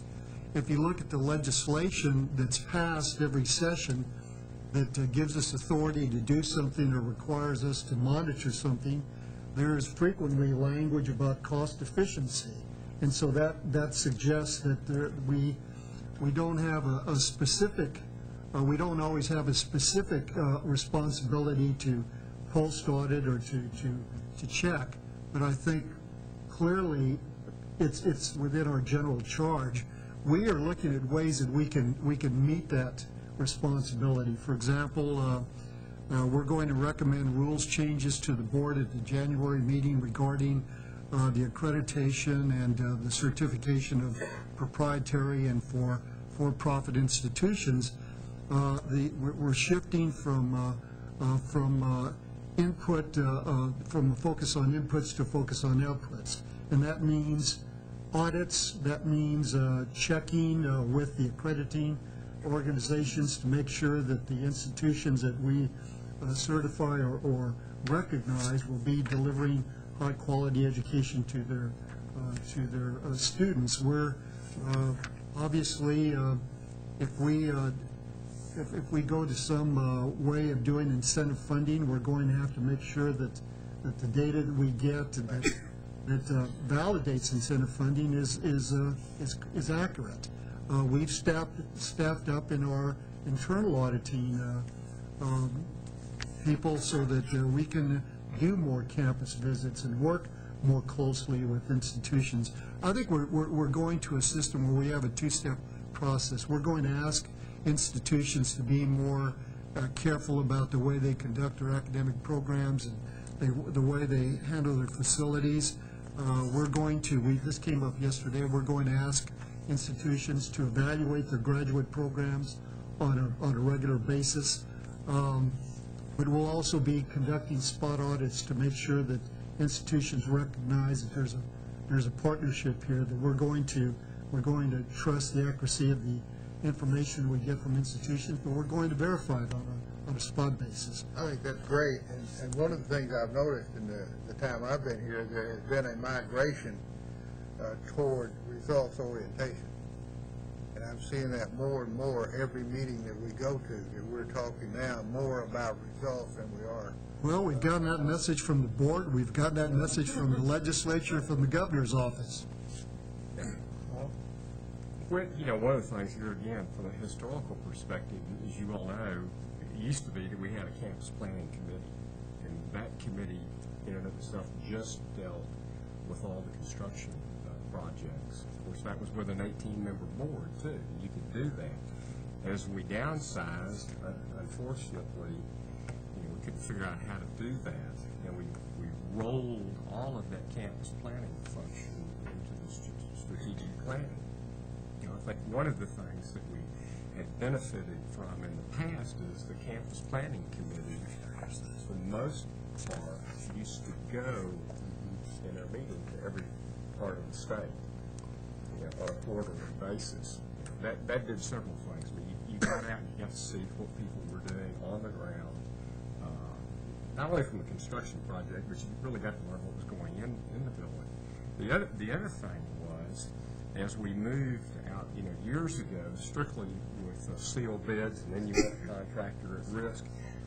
When that whole process really started, it was very interesting to see the institutions, those that were kind of out there leading, and the others that were very interested to say, tell me about your experiences. So I think that, in that respect, this board, or this committee served certainly as a focal point for all of the institutions to have an opportunity to get together to talk to each other. It's kind of like, the old adage, well, I didn't learn much at the meeting, but boy, I sure learned a lot, sitting around talking to everybody else that's in the same sort of business. And I think those were good things that we dealt with. We just can't do that today. Fred, maybe still as part of this discussion, is there a way to get back out there? Because I think there's a real benefit, instead of sitting here in Austin every time, being able to get out to the campuses. That's a great point. You know, in trying to figure out can we be more efficient as well as more effective with this process, what I don't want to do is create a disconnect with what's really happening on the campuses. You know, even though we sit through a lot of presentations that we know are going to improve, the most interesting part is when the institutions put the pictures and the plans up on the big screen, you know, and we actually get some flavor of what it is they're doing with this money. So. And the next best thing, or what's actually better than that, is if you can be on the campus, Actually see the be able to see what's going on, because you get to see what's happened in the past, what they're doing currently, and then what their plans are. When you look at MD Anderson, that's not a campus, that's a city. It's a real city. I was down there for Texas Women's University dedication of the building, and that's the guy that runs it. There's 75,000 people moving in and out of there, you know, every day, and they're hiring, you know, 4,000 a month. I mean, it's mind-boggling. But I tell you what, you don't really recognize it even with a screen, but boy, you do when you're there. So yeah, I really hope somehow as we work through this that we don't lose that and isolate ourselves to such an extent that we don't know this. I think the challenge has been as we've downsized and you've broadened the scope of the committee, that's the, you know, but you're right, Bob. I remember going out to those campuses. I probably learned more being out on those campuses than I did sitting there. About everything. About everything. Everything. Really was, not you know. just the physical plant, but everything. And those were It might be that we do 2 of these meetings a year on the campuses. I mean, there's a lot of those proposals, but I think all of it, and I'm sorry I had to step out, but I think, you know, what I'd like to do is provide Fred with some rope to run with it. So,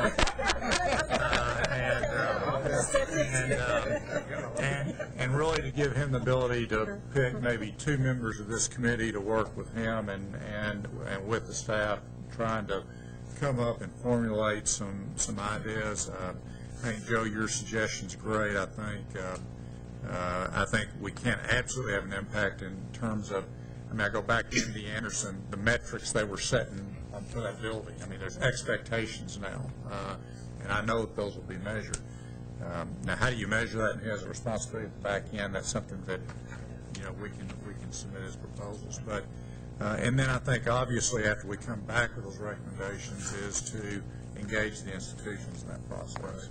It seems like we learn more every time we engage the institutions as to why it will work or why it will not work. And I'll work with Fred in terms of a time frame. I mean, this is not going to be a 3-month project. It's going to be something that will probably require half a year for us to be working on. So what I'd ask Fred to do is to start that formulation process and then be prepared to report back to the committee and next time we meet.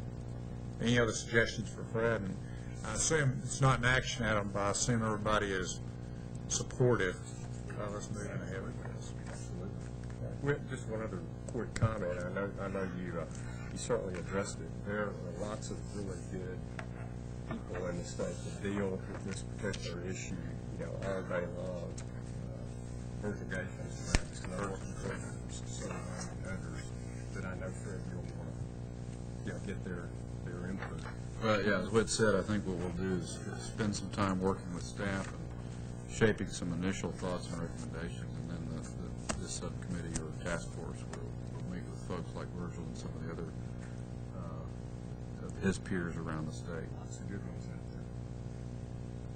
there. Right. Any other comments? I know everybody's hungry, but we have one more item, and so we can. So much. You're done by 10:30. Yeah. Sorry. And we'll. What made the motion? I made a motion to approve. She made the motion. But I'd like to just, that was not a, last agenda item was not an action item. I'd like to just go to the last one, and that is these issues of this discussion items. And I think we've provided each of your place just a draft talking point. I had asked Susan to, if she and her staff, we've been talking about different issues that I think are important for us as a committee and going forward. And the purpose of today is not so much to prioritize these as to lay them out before the committee and to, one, inform the committee of items that we think are important for us to be looking at over the next year, but secondly is to solicit any feedback from each of you as to any other areas that we should be looking at. And I'd like to just touch on a couple of these and then open it up for discussion. We've talked about a lot of these, but I think I would really call some specific attention to incentive funding, and I don't want to spend a lot of time. I reported that in front of the meeting, but I think the real key issue for incentive funding is not the $100 million that was appropriated this last session, but it's the whole issue of going into the next session, what does incentive funding look like, and how can we be part of that catalyst in formulating what that does look like. And so as we proceed towards the session, I see that emerging as one of our top priorities from a legislative standpoint, and that will be working in conjunction with LBB, Speaker, Lieutenant Governor, and also LBB. So we talked a lot about that in our retreat. It was so much, not necessarily much short term, but long term, what could we be doing? And so that is one issue that we'll be coming back to the committee and soliciting a lot of feedback. The other one that, this one has not been discussed a lot, but I think, Elaine, you raised the question, I think, or somebody did, if we're successful in closing the gaps and the community college have to absorb 60% of the enrollment growth, do they physically have the capacity to absorb that growth? And I thought it was a great question. A lot of us have asked that before, and something that Fred and I have been kicking around with Susan since the last meeting is really, is there an opportunity for us as the coordinating board to go in and to start working with the community colleges in evaluating that question? We understand that that cost is funded out of their tax base. It's not funded by the state. That's fine. It's a local issue. It's funded. But is there some way we can bring some of our staff and expertise to come and begin working alongside the community colleges to help them begin to formulate thoughts on not if, but when we're successful in closing the gaps, how are you going to absorb up 60% of these, new students? And so I'd really, again, the three of us have talked about that, and I wanted to throw that out to the group because I think that's a significant project. I don't think that's, a 2-month project or anything else, but that would be obviously pulling in community colleges, beginning to work with community colleges, having them be partners. But I think the community colleges would respond well to that, Susan. I think you said that recently. Well, and they have. A lot of times the association, we've talked to the association, they would be willing to work with us, in collecting some of the capacity information. We don't currently, because it is locally funded, we don't have information on the capacity of the community colleges. And so the association said they'd be glad to work with us to get some of that.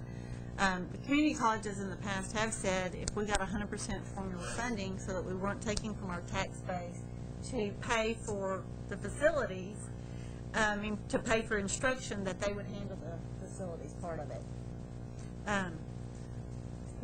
That all rolls into the how much do they get for the formulas, and all of that kind of ties together very nicely and very complicated.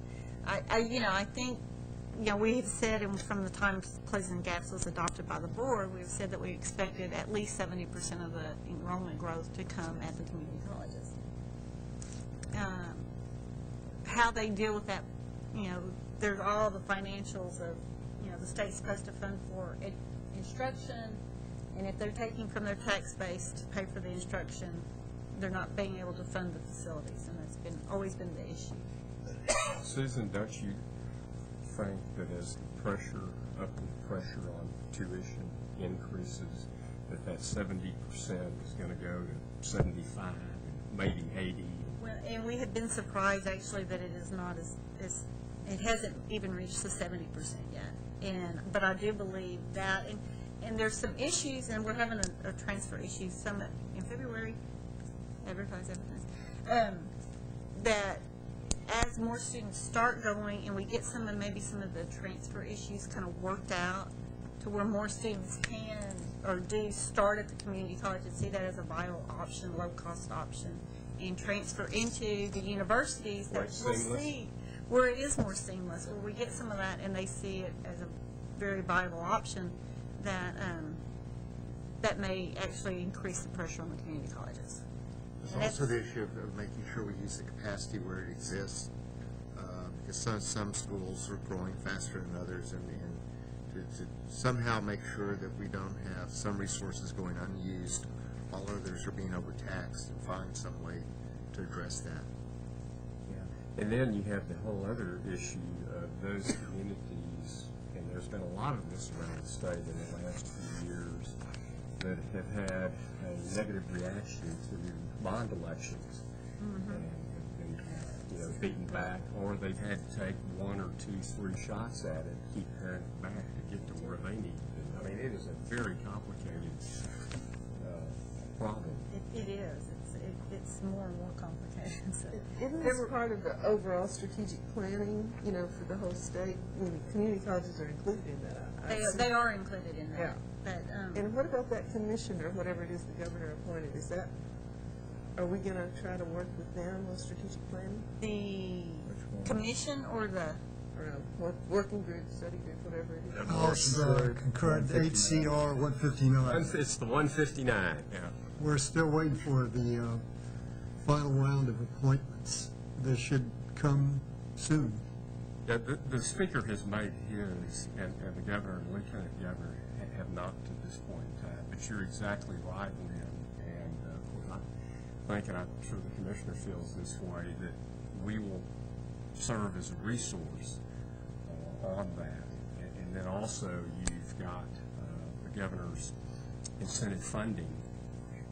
I guess that is a commission that is to be named, and I understand that's going to be named soon as well. So, you know, we've always served as a resource, and I don't have any doubt that we won in both of those cases. But it also obviously affects what we're talking about here and where we have. And I think one of the ways we can serve as a resource, because we aren't, you know, as tied into the legislative function, is you know, thinking, kind of trying to think on a blank slate. What would it look like if we had all these kids going across the state to fulfill the goals of closing the gap? What's that actually going to look like? I mean, what are the highways going to look like? You know, what are the little towns going to look like? I was so amazed yesterday when we had these people come up wanting to get our approval to try to levy a branch campus maintenance tax. And it just, you know, exploded my mind about the possibilities, the low-cost possibilities of getting a lot of this traffic out in the hinterlands. You know, it's really possible. Chairman Morrison has asked that question for what, Raymond, 2 years, 3 years, 4 years? Yeah, the exact question. Well, what does this look like in 10 years or 20 years if you could sit down and figure out this educational system? I can't help but think that the 159 is going to look at it and take it on. And that could help these communities that are reluctant for bond issues. You know, if you could show them in a strategic plan how many people in their area are going to want to have higher education. It would just be helpful if that could come from a resource like us instead of just the local people trying to pass a bond. Well, I think part of that, too, is our think tank. You know, having somebody to have the time to go back and really give some deep thought to that. I think that's what you have in mind, part of it, isn't it? Yes, very much. Some of these issues would fit into that. Yes. Yeah, they sure would. David, I cut you off. Oh, no, I just wanted to add, we were talking about this earlier, and you were talking about the community college capacity. One thing we've talked about internally is consideration of, from a statewide effort to deliver, say, the BBA to every community college campus via the internet, so that you wouldn't have to expand some of the offerings, some of those key areas in which there's a large demand, but so that the student would not have to leave that area to go somewhere else to achieve it, but it actually could be delivered in cooperation with the community college and A&M or some other institution. Expand that whole process. That's right. I think we're probably going to have to do that because a lot of the people we're aiming at are not going to be able to go to a four-year institution. They're going to have to get it where they are. Some four-year institutions have purposely teamed up with their community colleges, yes, which could become more of a statewide model. Yes, A&M has the Bloom team, UT works with ACC. because there's a lot of for-profit entities that are going to do it if we don't do it. The market is sufficient, allowed to be. I think one thing, Bob, and I think the 159 group will probably get off the ground in January. Is that what we're thinking? We're hoping. And I think some of these issues, such as this capacity issue at community colleges, what I think are, pretty significant issues, we really need to, for whatever input, whether we have a seat at the table or whether we're a resource at the table, is that really look and listen to where they're shaping that and trying to help have these issues on the table as they begin to put the strategic plan together. These are really more thought process. Some of these things we know we're already looking at, accountability system, one-page report cards, things like that. But those larger issues such as incentive funding, capacity community colleges, I think we've got to make sure that ties in with that process. And we need to make sure that we need to do that, whether it's through our representation or through our influence, through Raymond serving as a resource and staff. So and I'm going to ask Laura to come up in a minute. I'd like Laura to give us a little update on the legislative calendar so that we'll know that, because it's my understanding that Laura and the Commissioner are beginning to work on our list of priorities to bring back to this committee as suggestions. But also I want her to give you a snapshot of the timing. Before, and go ahead and sit down, Laura, and pass that. But one thing I would like to put back on the table, just real quickly, I'd like to ask people's input, is that at the last planning retreat, we did talk about this whole issue of marketing and branding. Right. And that whole issue of how do we more effectively communicate the role that the coordinating board plays in closing the gaps.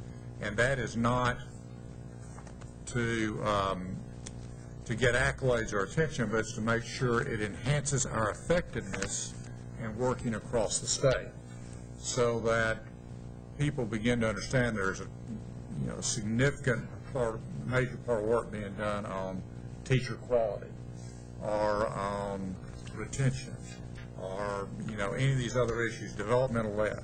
Yeah, Bob. Let me just ask you a quick question, because I know Laura's going to talk about the legislative priorities.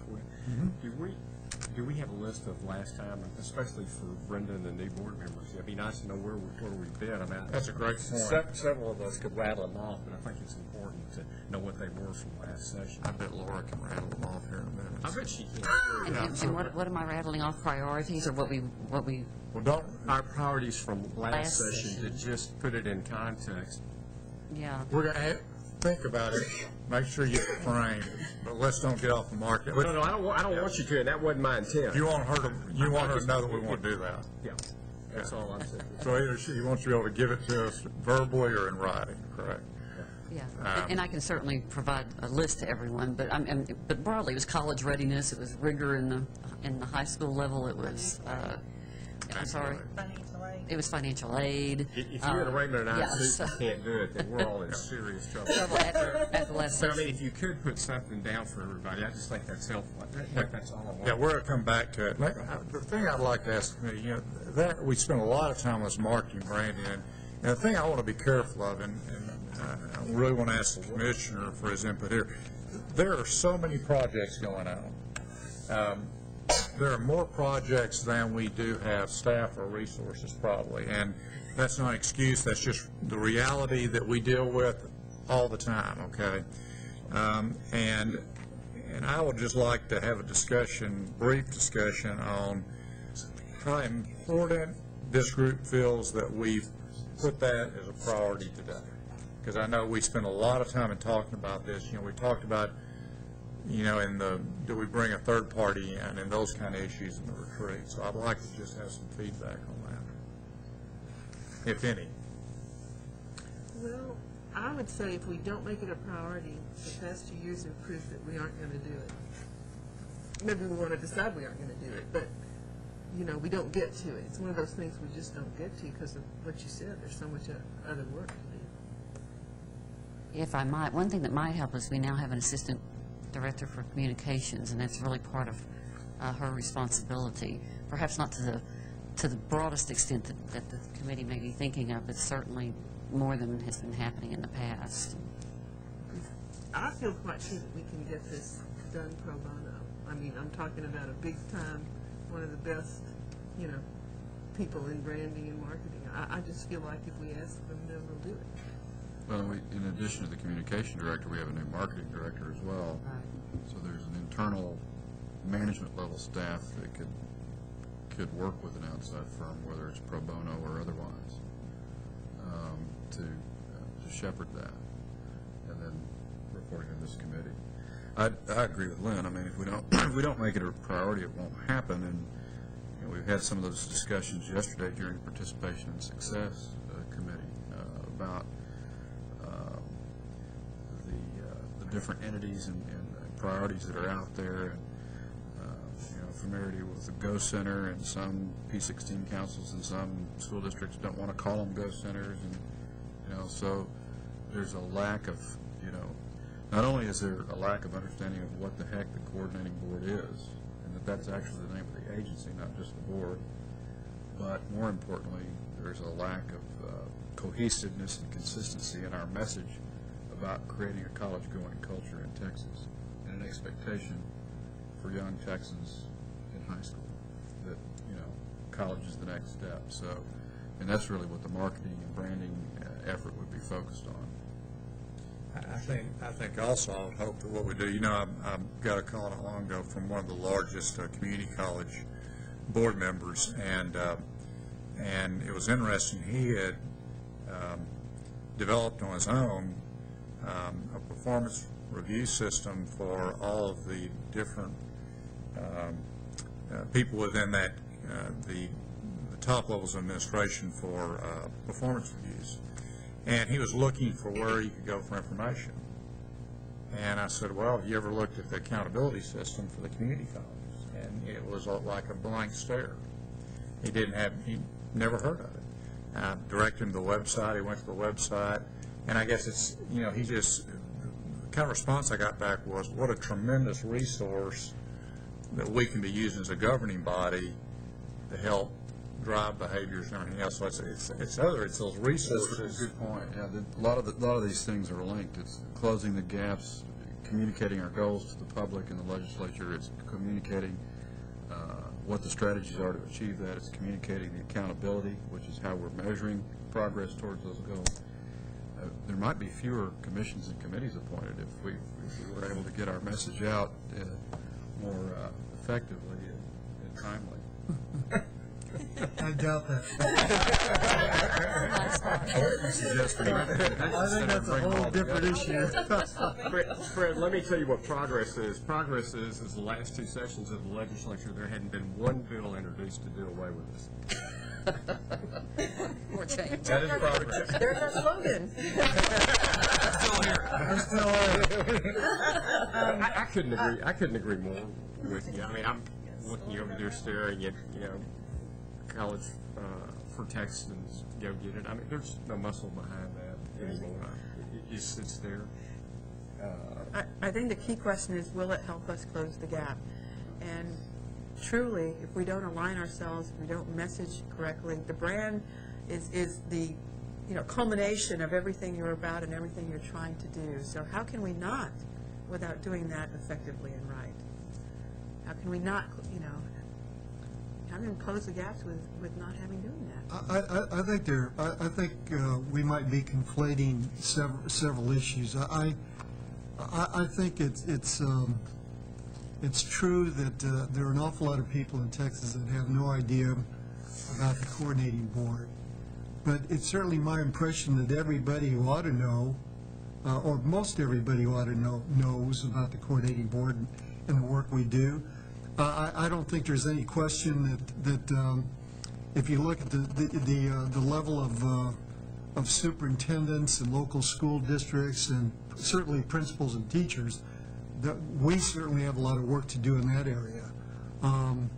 In terms of developing more support throughout the educational pipeline for closing the gaps. And we're doing a lot in that regard. And I think that steadily people at that level know more about our work and know more about closing the gaps. So I don't see much of an issue in terms of whether the people that ought to know about us do know about us. In terms of closing the gaps, there are huge gaps in terms of the general population who know about going to college and know about a college-going culture, and we obviously have a lot of work to do in that area. I think I happen to think that the Go slogan was ineffective because it doesn't really mean anything. It can be interpreted 1,000 different ways. I think the slogan, the College for All Texans slogan is a lot more effective. It's a lot clearer. It's succinct, and I am very hopeful that the license plate campaign will make a difference. I had a conversation last week with the representative of Clear Channel Communications, and we're going to find a way to put up billboards all over Texas at low cost that will call attention to that campaign. I think there's some other ideas we have in mind once we secure funding. Mr. Wingo told us he would help us, and he could help us in that area right away. So when he's fully active in the board, I think we'll have much more success in that area. So I think we're doing a lot to promote the idea of closing the gaps. We have a long way to go in terms of the coordinating board's role and whether people know about us. I don't have any worries in that regard. Raymond, no, I mean, I appreciate you're saying that, but you are in forums all the time where you have already just told the audience what we're all about. You know, so you are in much different forums than we are, and I don't know. I think I don't think. I mean, some legislators don't know at all what we do. But that's willful ignorance. and I don't mean that negatively. I mean that it's because they're totally preoccupied with transportation issues or health issues. I've been told that lots of times by legislators. They say, "I really don't know what you do. I've heard about you, but it's just not a priority for me. Somebody else is taking care of that." Raymond, there's a couple of anecdotal stories there. One, it depends on how many phone calls y'all end up wanting to get. That's right. Be careful what you wish for. Jerry Farrington had a great one, and I just had one about a week ago. But Jerry got this phone call one time from this guy out in West Texas, and he just ran and raved about what he was going to do about Bobby Knight, and went on and on. At the end of the conversation, Jerry said, "Who's Bobby Knight?"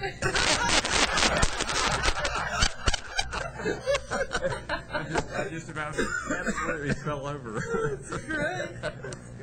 And I ended up with a phone call the other day from a rancher out west of San Antonio, and wanted to know if we had anything to do with tuition increases. I quickly told him no, that we didn't. He said, "Well, where do you suggest that I start?" And I said, "Well, you need to start with your legislators." I said, "Do you know them?" He said, "No." I said, "Well, that may be the first issue." But I would agree with Raymond. I think the people that need to know. Part of our problem has always been we've been given tremendous responsibilities with no resources. Yeah. They just keep piling it on and piling it on. That's obviously changed in the last couple of sessions, and we've actually been given the money. And the other thing is, and I think the college readiness standards is a good example of this. The legislature has chosen to make us the lead agency in solving some of these educational problems that, quite frankly, some of them are not directly under our purview. You got, what, 1,600 school districts out there with their own board, trustees, that we have no say over. So it's very difficult. I know if they could make Raymond czar for a year, we could get this fixed. I thought we were talking about reinforcing some of the, like the College for All Texans license plate initiatives and things like that culminating, versus spending a lot of time having a campaign about everything the coordinating board does. Yeah, Elaine, I think that's right, and that brings us back really to the central point and the most important audience. And we kind of got off on a tangent because there are multiple audiences and constituencies, and there would be some residual or side benefits, but the real important thing is the audience of high school students and aspiring college students, and how do we reach them with closing the gaps in the college-going culture. And I agree with Raymond's observation about go being a less than clear message, but I said this at the retreat, I'll say it again, the license plate is not a campaign, it's a tool. It is a tool, an arrow in a quiver, but it is not a marketing and branding campaign for College for All Texans. So if we think that's important, and we need some kind of a task force to pursue it, we have a new board member, as somebody pointed out, and Mr. Wingo, who would be an excellent candidate to be involved in that. There are all sorts of possibilities, like all the students have ID cards. Well, maybe we could put the message we want to convey on there, and the phone numbers and the website. I think there's some, I've always said, I think there's some almost zero cost ways to do what we most want to do, to just let the students and their families know there's a resource for them to go to college. Yeah. And that there's a consequence to not going, in terms of their I suspect we don't have to reinvent the wheel either. I mean, I think College for All Texans is a fairly clear message that we can build around, but a consistent message statewide to our primary target audience is what I would hope to campaign. If I hear you, Commissioner, you would do away with GO. Well, I don't think it's worked as our key message. That's the point. Yeah, we have Go Centers. Yeah, Go Centers to me is fine, but I think as a slogan for promoting the idea of college admission and success, I don't think it works. I like College for All Texans. I think that's a great slogan. You can't put it on a lapel button, but you can certainly. But we certainly can't have the mixed message of Go Centers, and it's a different, unless we incorporate it into the brand. Well, one small example in yesterday's committee meeting, this is just a small thing to pick on, but we have College for All Texans Foundation and a College for All Texans message. College for Texans, yeah. But our website is College for Texans. We can fix that. That's what came first, it was never adjusted. Yeah. That'll be easy, that can be done this afternoon. And I'm just picking on that as a small example of what a comprehensive marketing campaign with branding with an outside agency working with us, working with our staff would accomplish. Carlos Mott has taken a look at the issues that you've raised, Lynn, and we know we do have to take advantage of that. But the finding ways to do things at very low cost that reach tens of thousands, hundreds of thousands of people, we've got to do that. There's no doubt about that. The terminology is floating around that, the urban high school is a third world country and all that, and I think we can play with the idea that this is an emergency and try to get some people to help us.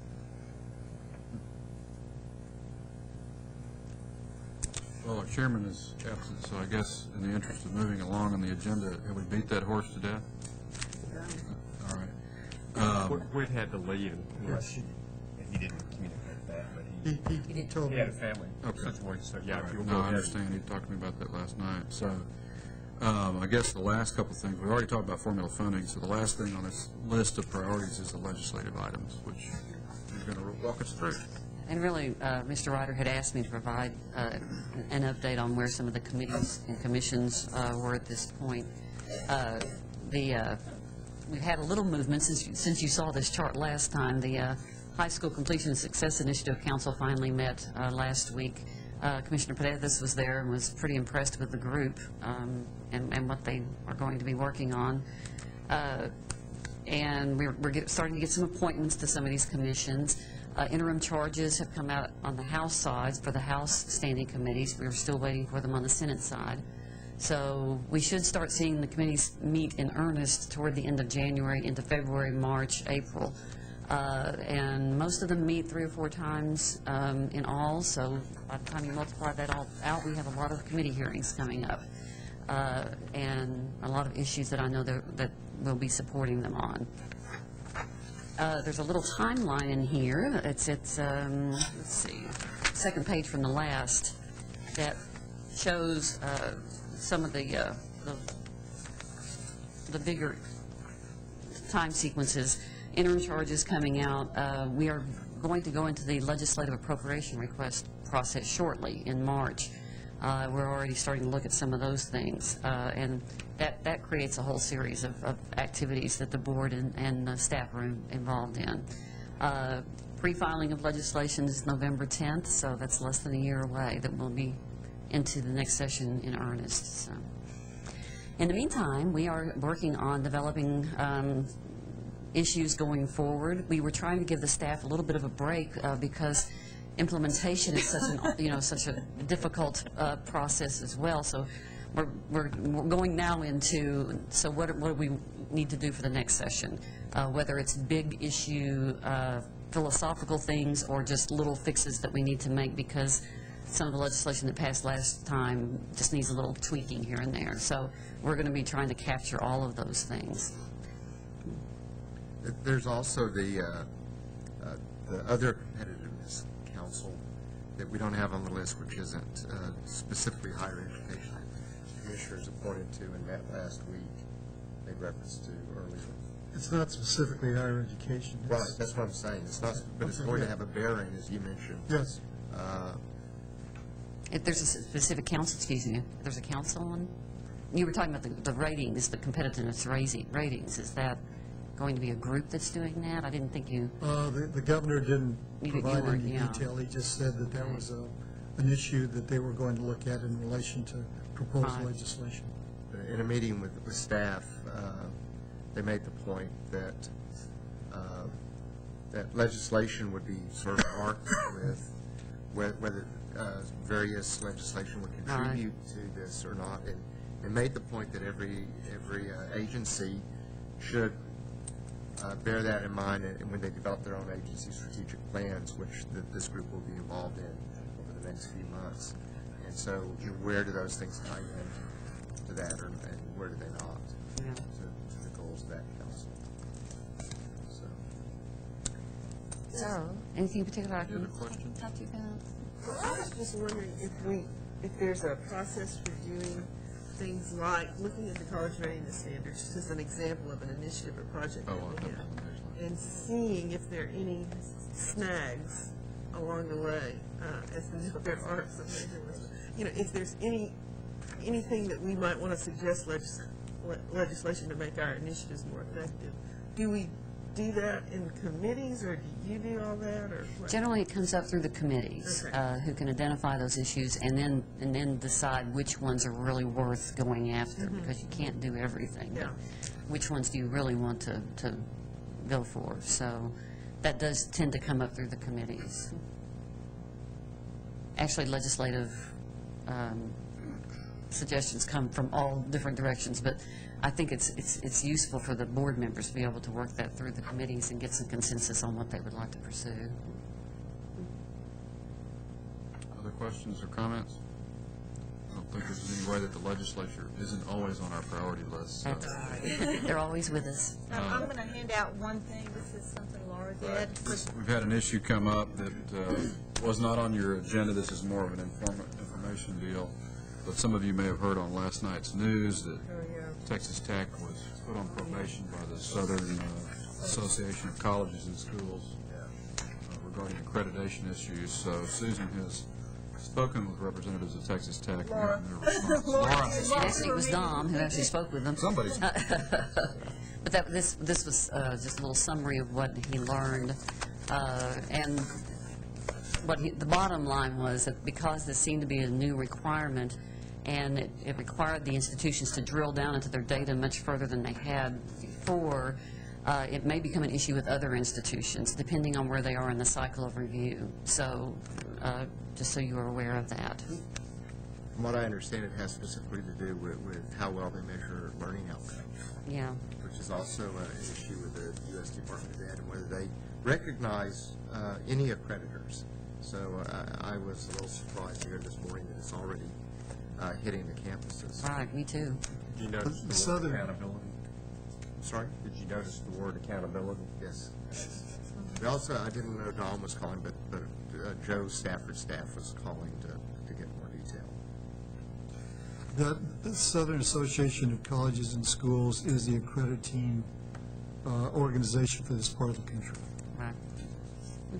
Well, as Dom's memo points out, Tech was kind of first up in the batting cage, and so this could affect others. So the rumor that it had something to do with Mike Leach and Bob Knight is not. Who's that? You want to perpetuate that, we should not mention it. I'm called Jerry. Yeah, called Jerry. Any further questions about this issue for Laura? If not, then Chair will entertain a motion to adjourn the committee. So moved. How can you be shy about that? I was hoping I was going to get some money to do that. Second from Lynn. All in favor say aye and stand up. This is a new